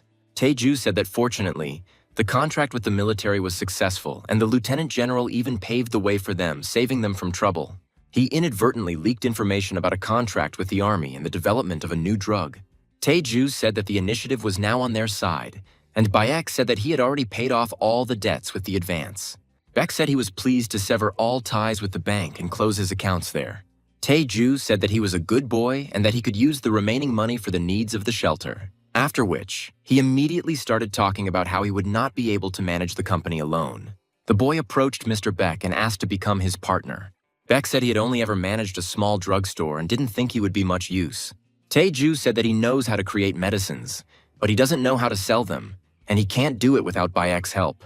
Baek thought for a bit. He was very pleased to hear this, and he agreed. The man said that the business was destined to succeed and proposed a 9-to-1 split of shares, which Tae-ju did not agree to. Tae-ju said that since Baek would be in charge of management, he wanted him to be as involved as possible and suggested a 7-to-3 ratio. Baek said he would accept his offer, but he had someone else in mind to manage it. The man said that Tae-ju had already seen her in front of the shelter's bunker, Baek Sung-yeon. Adding that she was the smartest among his children, he clarified that if Tae-ju didn't mind, he would call her right now. Tae-ju thought about how Baek had been taking care of orphans for over 20 years, and each of them had mastered different professions. Having shaken hands, the guy realized once again that he had not been mistaken about him. Tae-ju asked Baek to apply on behalf of Tai Hong Bio, Tai on behalf of Tae-ju, and Hong on behalf of Hong Pyo. Suddenly, Baek remembered that he had summoned the Awakened One and the Adapter who had previously lived in his shelter. Tae-ju was slightly surprised and asked him what the rush was all about. Baek said that people like Hoon Seok tend to use brute force, so he asked them to become Tae-ju's bodyguards. The guy said he was okay and told them to do a better job of protecting the shelter. At that moment, Beck wondered what Taiju was even counting on when he acted so self-confidently. Looking at him, Beck noticed that the guy didn't even have a pattern on his face, which meant that he was an adapter at best. He immediately remembered that Taiju had said that he had been a soldier and wondered if he really relied solely on that. Taiju told Bayek that he felt some mistrust and said that it was time for them to start trusting each other. Beck said that he had misunderstood everything and that he had no one else to trust except him. Taiju suggested that this time they clarify everything completely and asked to call those guys now. While putting on his coat, the boy said that he wanted to prove his abilities and test the antidote to the spore poison. He said with a smile on his face that he would go hunting with them. After saying these words, he immediately went to the Chirisan demonic beast border zone. There were 4 other guys with him who followed straight behind Taiju. A guy noticed that Taiju was wearing a ghost fox fur coat that cost over 4 billion won.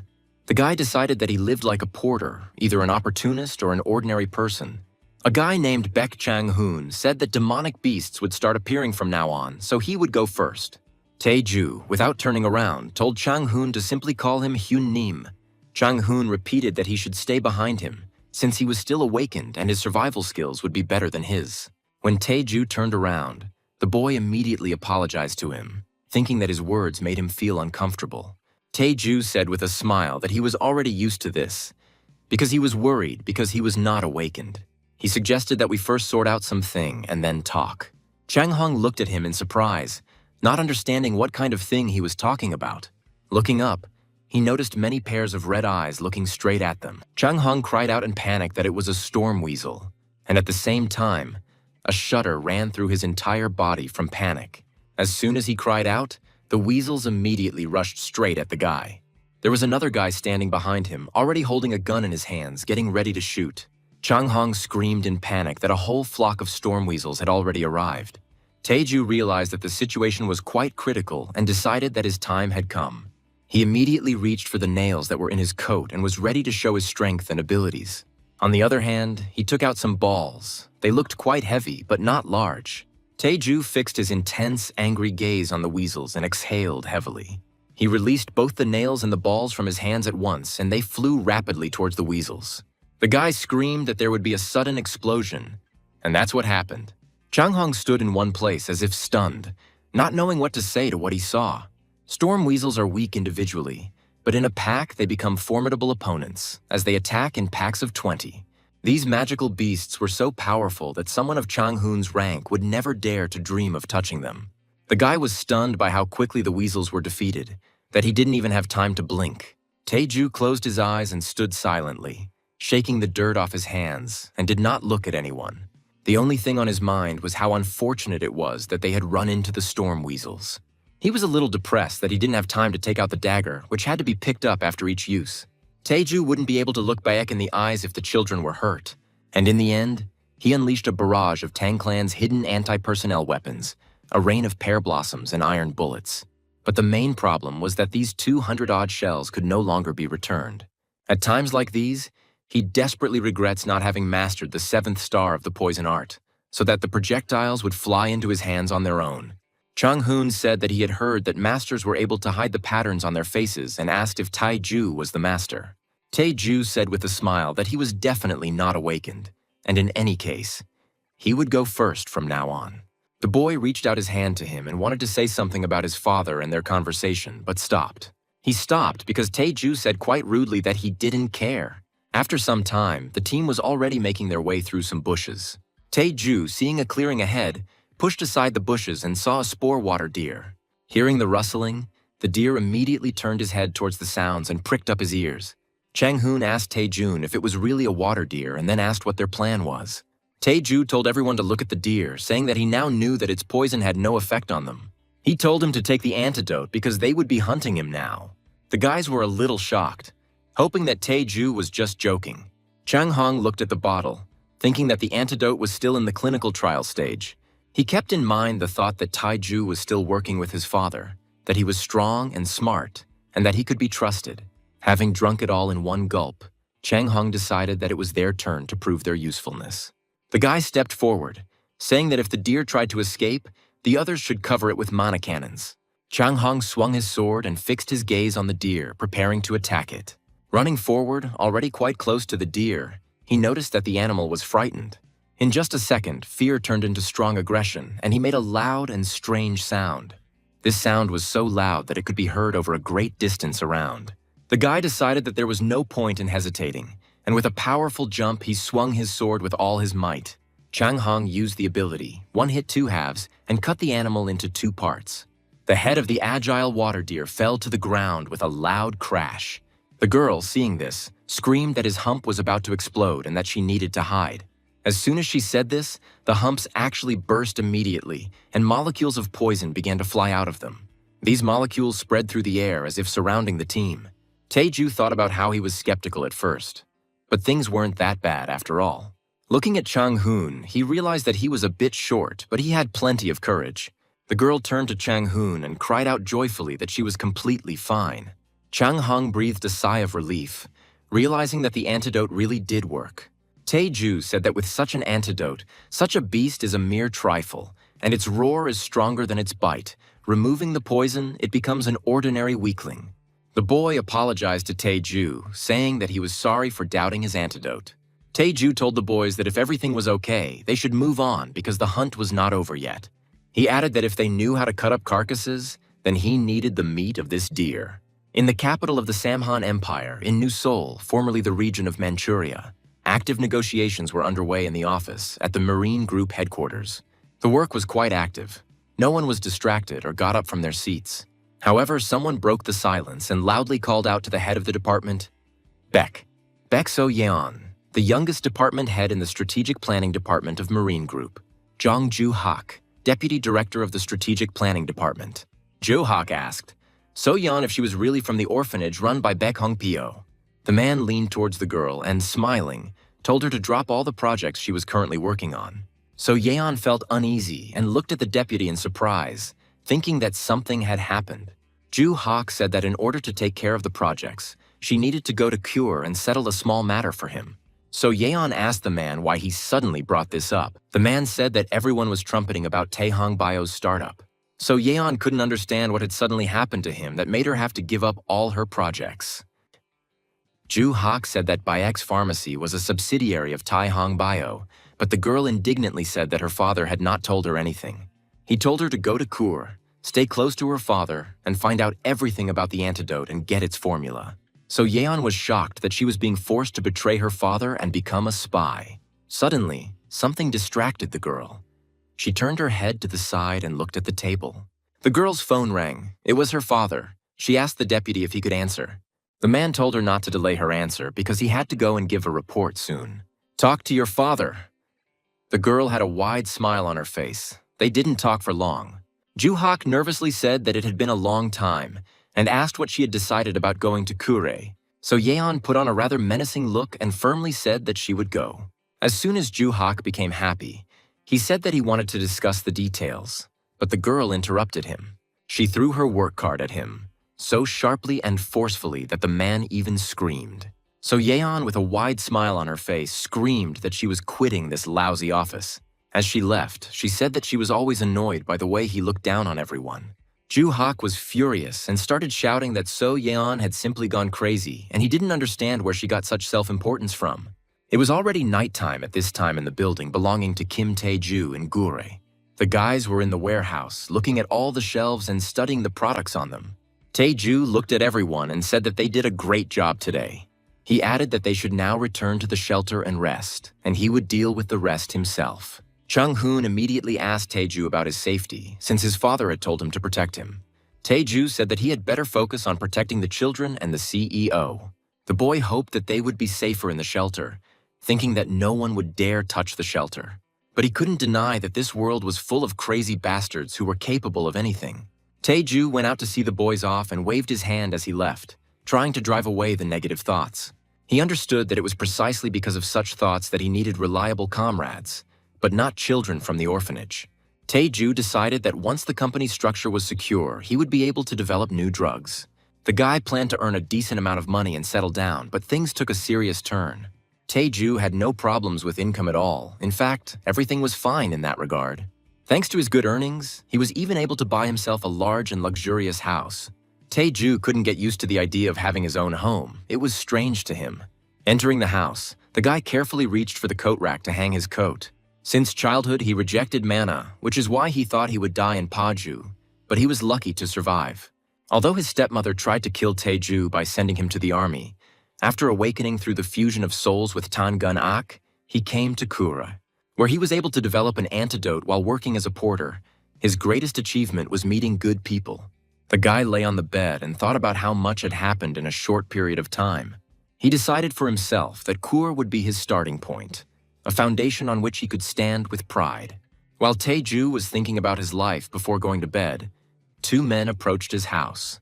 One of them turned out to be the leader of the criminal organization Kure, Ma Sang-shik. Sang-shik told his partner that the newcomer was already buying up real estate and acting like a big shot. The man said the mosquito repellent had become a hit, and he had heard that a deer repellent was coming out soon.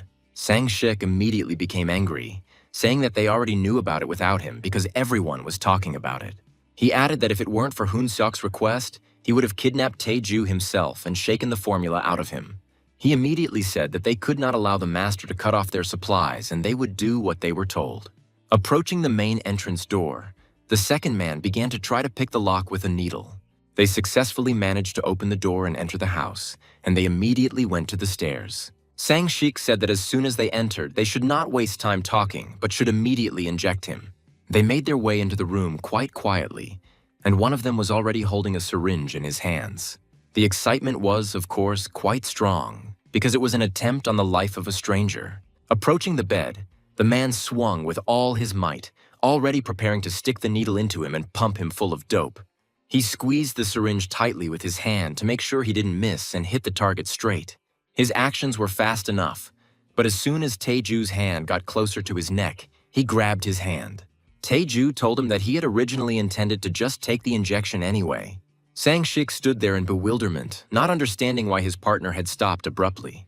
The man said nervously that he couldn't move his hand no matter how hard he tried. Sang-shik had already become a little aggressive and loudly asked him what was going on. The man began to turn his head in different directions, trying to figure out where the guy had gone, and noticed that the syringe was also gone. Taeju stood in front of him and said that he forgot to mention that he hated injections because they hurt. The man panicked and asked his boss if Taeju was really rejecting mana, realizing that he was much more capable than they expected. Taeju mockingly asked them if the effect would be weaker if he swallowed the contents of the syringe. Sang-shik aggressively called the guy a worthless bastard, saying that he had no right to yelp while taking his drug. Suddenly, the man's face changed. He was clearly very surprised by something and could not put words together. Taeju, with a sly smile on his face, began to squeeze the drug out of the syringe little by little, directly onto his tongue.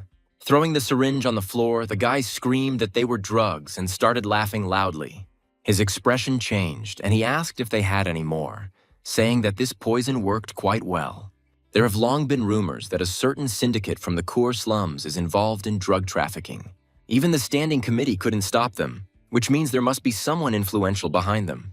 At the fourth star of the poison spirit art, Taeju's body can easily handle ordinary drugs. Tangun-ak had encountered all sorts of drugs before, so Taeju accepted it too. And in order to increase the level of his poisonous essence, Taeju absorbed drugs from their bodies. Once the guy finished with one, he looked at Sang-shik, saying it was his turn and asked who sent it.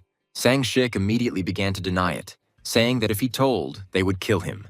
Taeju didn't press him further, but simply agreed, saying that he would make a new person out of him. The night was quite long and cruel. The next day, early in the morning, Jun-hak went somewhere. He was sitting in the car and thinking about something. His face was expressionless. He seemed to be in a depressed state. Jun-hak asked someone if it was really Taeju, the one who created the mosquito antidote, who made the report. The girl replied that Sang-shik's gang was caught when they broke into his house trying to kidnap him. Jun-hak, hearing this, covered his face with his hand, realizing that this was all the work of Hoon Seok and was very dissatisfied with his work. He himself understood that it would be faster to put pressure on Hoon Seok and force him to make peace, but he would never agree to that. And in the end, the conflict will simply drag on, and since they demanded a thorough investigation, this will fall on the shoulders of the guards. Jun-hak wondered if that method was really the only way out of the situation. At this time, at Taeju's house, 4 of Sang-shik's gang and himself were kneeling in front of the guy and Bok. Sang-shik was in a terrible state, constantly asking for a dose as soon as possible. Suddenly, the sound of doors closing was heard, followed by the loud footsteps of Junhak and his partners. Beck greeted them happily, saying that they had arrived quickly enough and he was glad to see them. Junhak walked past Beck, aggressively telling him to get out of the way and not interfere. The guy came up behind Sang-shik and heard him barely trying to ask for a fix. The girl approached Beck and told him to move as far back as possible immediately. Without thinking, Junhak slowly pulled the sword out of its sheath, and a loud metallic sound was heard. He raised his hand and cried out that with the power given to him, he would carry out the immediate execution. Suddenly, a bright glow appeared. The sword flew to the side, and somewhere to the side, someone said, "Stop immediately." Tae-ju calmly asked Junhak why he was killing the witness. He showed a recording on his phone where Sang-shik said that Hoon Seok ordered them to kidnap Tae-ju and get him hooked on drugs. The guy said that judging by the situation, they already know everything that's going on, even without him. Junhak screamed in rage, asking the boy who he was and how dare he contradict him. Tae-ju introduced himself, and immediately Junhak's face became even more aggressive, as if he was ready to kill him right then and there. He looked around, the veins on his forehead bulging with rage.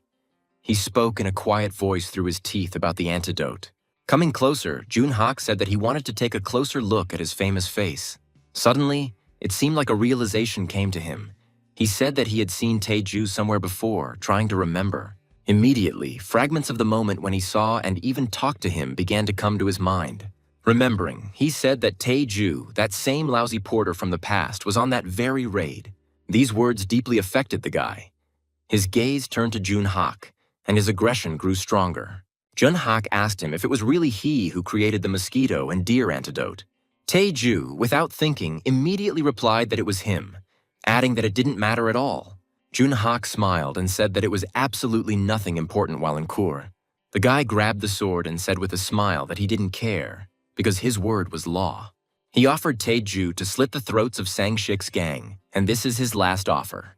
The guy immediately said that he could not allow this to happen under any circumstances. The boy swung and suddenly screamed loudly, so Tae-ju would try to stop him. Although Tae-ju was ready for a fight, he clearly didn't like what was happening. He immediately reached for the collar of his coat. He took out his daggers, and with every movement he made, a bright glow emanated from his body. The daggers were aimed straight at Junhak, and this realization made the guy a little nervous. From his dexterous movements throwing away his daggers, Junhak realized that back then, during the raid, it was Tae-ju who caught the guys. Junhak looked at his hand and noticed a small cut and said that he had pretty good skills. With a wry smile, he added that for the crime of double interference, he sentenced Tae-ju to death. At that moment, the guy began to wonder if his title was really that special. Suddenly, he asked Junhak what gave him the right, as the guild master, to do whatever he wanted. After saying these words, Tae-ju made a big jump, and while right above him, he launched his daggers again. His daggers flew with incredible speed, rushing down and straight at Junhak. The guy swung, preparing to defend himself from the blow, and lightning flew in all directions from his sword. Suddenly, a helicopter appeared in the sky, as if from nowhere, and they were told over the loudspeaker to stop. As soon as the helicopter flew up and hovered over the house, people began jumping out of it, one after another. One of the men turned out to be Jin Hyun, the commander of the Jirisan Monster Defense Corps. The man looked at Junhak with a smile and told him to stop what was happening. The men stood next to everyone. Beck was very shocked by the whole situation. When Jin Young realized that Junhak's aggression was only increasing, he repeated his request to stop. Junhak approached the commander and said sarcastically that they had not seen each other for quite some time. Jin Hyun asked the boy with a smile what brought him to such a distant place as the free city of Kura. The guy shouted aggressively that he didn't need permission to come anywhere. Jin Hyun spread his arms in different directions and said that he would assume that the military had decided to interfere in the affairs of Kure. Realizing that his words were only provoking Junhak, he said that he did not come here as a soldier and that he could breathe a sigh of relief. As he left, Jin Hyun waved his hand and said that he was here as an ordinary civilian. These words made Junhak very angry. He didn't know what to do with himself so as not to do something stupid. At this time, Jin Hyun walked up to Tae-ju and immediately extended his hand to greet him, asking if he was okay. The guy was pleasantly surprised. He shook the commander's hand and reassured him, saying that everything was fine with him. Someone immediately asked the guy who did all this that he just needed to give a name. It was the division commander of the Mount Jurison Magical Beast Defense Corps, Jun Yeon, who said he would sort it out completely. The division commander, Major General Pil Song, said he would send several off-duty officers to protect him. The division commander, Major General Jun Tai, suggested ordering some restorative medicine for Taiju. At that moment, Jun Hak thought that it would be difficult to come to an agreement with four masters, who were also warriors to the core. He realized that he had no choice and would have to let Taiju go for a while, intending to take revenge on him after some time. Jin Hyun was surprised that the guy was about to leave and suggested that he stay for a while. Jun Ha cried out in anger that he didn't have that much free time. Hearing this, a smile appeared on the commander's face, and he said that it was unexpected for him to hear this. The guy didn't quite understand why this was said and what the commander meant and stopped. Jin Hyun said that if he was so busy, he should have dealt with Sang-shik's gang a long time ago. As he left, Jun Hak ordered his guys to load up the gang and they would deal with them themselves. The commander's face changed at that very moment, and he said that he would take on this job. The guy cried out in rage that he had already said several times that the military would not interfere. Jin Hyun said that he couldn't do otherwise because the gang wanted to kidnap his close friend. These words clearly did not please Jun Hak, and he cried out that this was a violation of the imperial decree. Jin Hyun became very angry and asked him if he really thought he was joking just because they were both masters. Hearing this, Jun Hak's face was covered in small beads of sweat, and there was no expression on it. The commander asked the boy what punishment he would receive if he cut his throat. The guy grabbed the sword with one hand and cried out that he wouldn't get away with this just like that. The other commanders began to laugh, saying that he was naive if he thought they were afraid to touch him. This left the guy at a loss. He understood that the military was against him and there was no way out. Jun Hak's partners stood to the side. They were very nervous, but they didn't even think about taking a step. The guy lowered his eyes and exhaled heavily, a feeling of hopelessness tormenting him inside. Jun Hak turned his head sharply and shouted for everyone to get into their cars, that it was time for them to leave. Finally, Commander Jun Hyun said that this brat had been spoiled badly in Kure. Taeju approached him and thanked him with a smile for such active support. Jin Hyun laughed, saying that there was no need to thank him for that since they were in the same boat. Beck also intervened in the conversation, apologizing for calling so suddenly. Beck added that if it had not been for the speed of the commanders, a disaster would have occurred. Taeju turned to Bayek and said that it was good that he called, because thanks to him, the situation was resolved in the best possible way. Turning his head towards Sang-shik's gang, he added that they had not handed over the witnesses to them. Jin Hyun, hearing this, put his hand on Taeju's shoulder and was about to say something, but he made a small sigh. He said that he would deal with them, and the main one, the one who pulls their strings himself. Jin Hyun added that this was not just his problem, as the safety of the entire corps was at stake.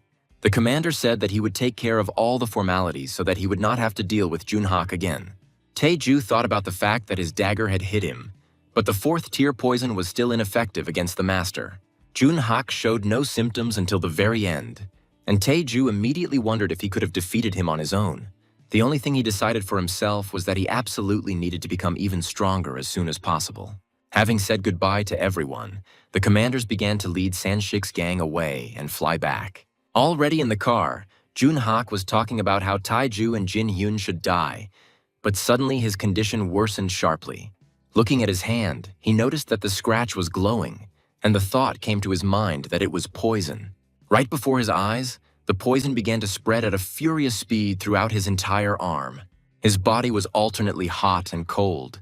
Everything inside him was boiling, and the pain was unbearable. The arm was throbbing violently. There was no longer a single living spot visible on it. The trembling throughout the body only increased. Literally within a few minutes, the poison had spread throughout the body, partially affecting the face. The girl looked in the mirror and saw that something was happening to Jun Hak and called him. The boy screamed loudly in panic for her to take him to the hospital immediately. Hearing this, the girl ran as fast as she could. Jun Hak could barely lift his hand. His eyes were rolling back in his head, and he could barely think straight. At this time, a helicopter carrying military personnel was flying straight to the magical monster defense building. Jin Hyun watched Sang-shik closely as he shook violently. Sang-shik could barely speak. He was exhausted, but he said that he would tell everything he knew. Jin Hyun looked at him with a smile and said that he wouldn't have to bother since they already knew everything. The commander turned to Jun Tai, The boy immediately jumped up from his seat and headed towards him. Jun Tai-si understood without words. He walked towards the door and opened it. They were already quite high from the ground. Jin Hyun, without hesitation, told him to take out Sang-shik's gang and himself one by one.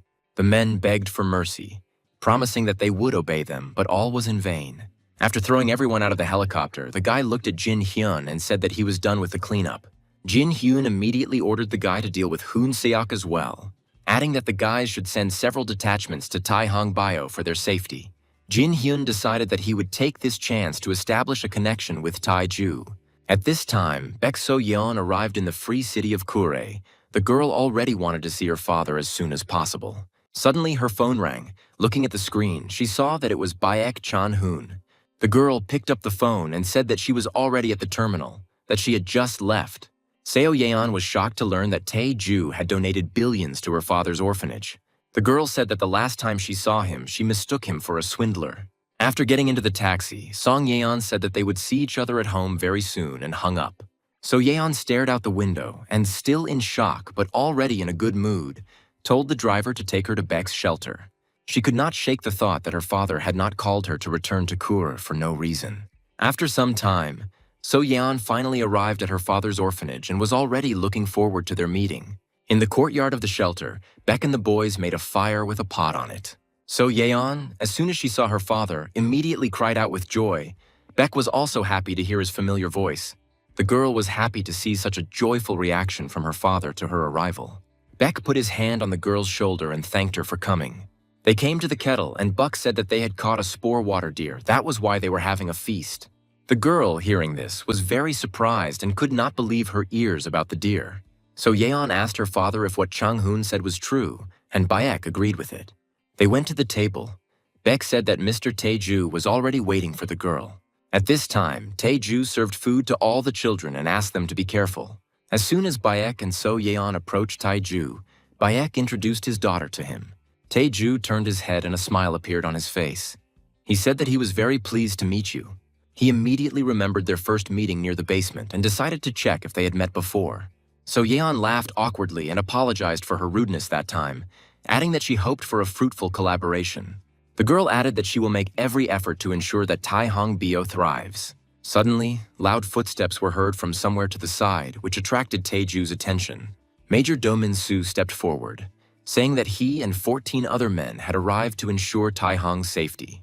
Tae-ju extended his hand, saying that he was afraid there wouldn't be enough room for everyone. Min-soo extended his hand in response with a smile and said that they had brought field equipment with them. After shaking hands, Min-soo added that he would give his life just to protect him. Tae-ju smiled and offered the major some water deer soup to start with. The major immediately turned to the soldiers and ordered them to unpack and start eating. Tae-ju exhaled with ease, realizing that he was no longer alone, but had an entire faction with him. At this time, in the Kur fortress, Hong Seok was furious. The screams could be heard throughout almost the entire building. In the Autonomous Committee's courtroom, the judge listed a series of crimes. The judge asked Hoon Seok if he agreed to plead guilty. Hong Seok, closing his eyes and gritting his teeth, barely audibly agreed with the accusations, realizing that he had no choice. After the meeting, Hong Seok walked down the corridor and thought only about the fact that Tae-ju was still alive. He stopped and asked himself in anger where it all went wrong. Having gone down to the parking lot, the man headed towards the car, thinking that now he had no other choice. He knew that if he lay low for a while, things would eventually calm down. The car was racing at incredible speed, and the traffic light turned red. Hoon Seok looked in the rearview mirror and noticed a motorcyclist riding next to the car. Having already seen him through the window, he tried to understand who it was and what was happening. Suddenly, a bat flew through the window with all its force, and fragments scattered throughout the cabin. The shrapnel seriously injured Hoon Seok, and he lost control of the car, which flew off the cliff. As soon as the car fell into the water, the motorcyclist radioed that the mission was completed and he was returning to base. At this time, in a local hospital, in a private room, Jin Hak was suffering from pain on his bed. He couldn't find a place for himself. His body was shaking, and the pain was getting worse with every minute. His partner opened the door holding a bag in his hand and said that he had brought what he had asked him for. He held out a high-quality elixir from Marine Fractional. Jin Hak's eyes were almost bulging out. He quietly told the guy to quickly give him the elixir. As soon as the elixir was in his hand, Jin Hak immediately brought it to his mouth. After drinking it, something strange began to happen inside his body. Exhaling easily, the guy smiled and said that everything worked. The real elixir, worth 10 billion won, worked and prevented him from dying. But these were just his thoughts. After a few seconds, Jin Hak lost consciousness. Taeju traveled to the Jirisan Mountains to create a new medicine from the gallbladder of a giant Himalayan black bear. He understood that since he was already here, he needed to find new poisons for the art of the poison spirit. It had only been a short time since he had reached the 4th star, but he expected that he was already on the threshold of moving on to the 5th. Suddenly, something caught Taeju's attention. He smelled a strange smell. He found a tree with poisonous sap. It secretes toxins from its bark to prevent pests from eating away at its trunk. Taeju licked his finger and realized that the taste was quite sweet, which meant that the poison was good. Not far away, he noticed a blue-bellied toad. The poison is contained in the blue part of its abdomen. It has anesthetic properties, so I decided to take it for research as well. After some time, a giant white tree centipede caught my eye. The poison of such a centipede is very strong, so strong that it can even kill an orc. Taeju let her bite him and immediately felt the power of her poison and the fresh taste. He walked through the forest for a long time, didn't come across anything new, but suddenly the guy stopped abruptly. Looking to the side, a certain trace appeared not far from him in the bushes. Immediately, a huge head with powerful horns and red eyes appeared. It was a giant Himalayan bear, which made Taeju very happy. As soon as the guy came closer to him, the bear squealed throughout the forest. Taeju met him earlier than he expected, and he was already eager to find out how strong he was. The guy took daggers out of his coat and placed them between all his fingers. A second later, he had already sent them with a quick blow at the bear. They flew at a furious speed. The daggers hit the bear straight, and he growled very loudly in pain. Taeju was quite surprised that the bear's size did not prevent it from being very nimble. They stood opposite each other. The bear was furious and ready to attack. But Taeju had no intention of giving up. Instead, he used a swift impulse step.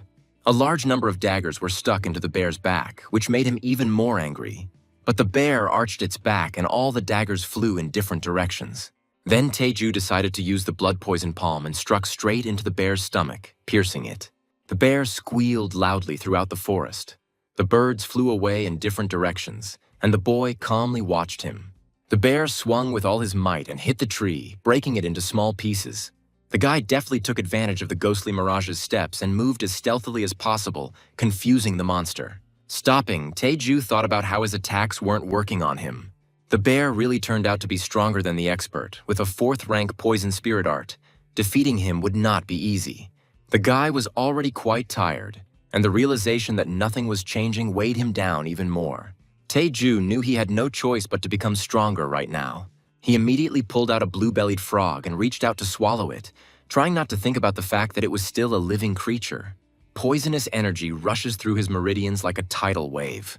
After a few minutes, the guy felt that the process was successfully completed. The art of primordial chaos and absolute poison spirit. He reached the 5th star, which made him very happy. Staring at the bear, the boy told himself that things would be different now. Taeju reached into his coat and pulled out the Poison Clan weapon he had been looking forward to. After which, the guy released 2 bloody butterflies from his palm, which began to slowly rise into the air. At his hand movement, 2 butterflies quickly headed towards the furious bear. Blood Butterfly is a hidden weapon technique that can only be used after reaching rank 5. The butterfly allows Taeju to freely change the trajectory of the hidden weapon using internal energy. Butterflies began to penetrate the eyes and ears of the huge bear, causing him to squeal loudly, experiencing severe pain. Blood started pouring from his eyes. He stood in one place and couldn't even move. And then the guy realized that it was all over. Taeju achieved both of his goals simultaneously, reaching the 5th star and tracking down the Himalayan black bear. He looked at the dead bear with a smile and a feeling of pride in himself.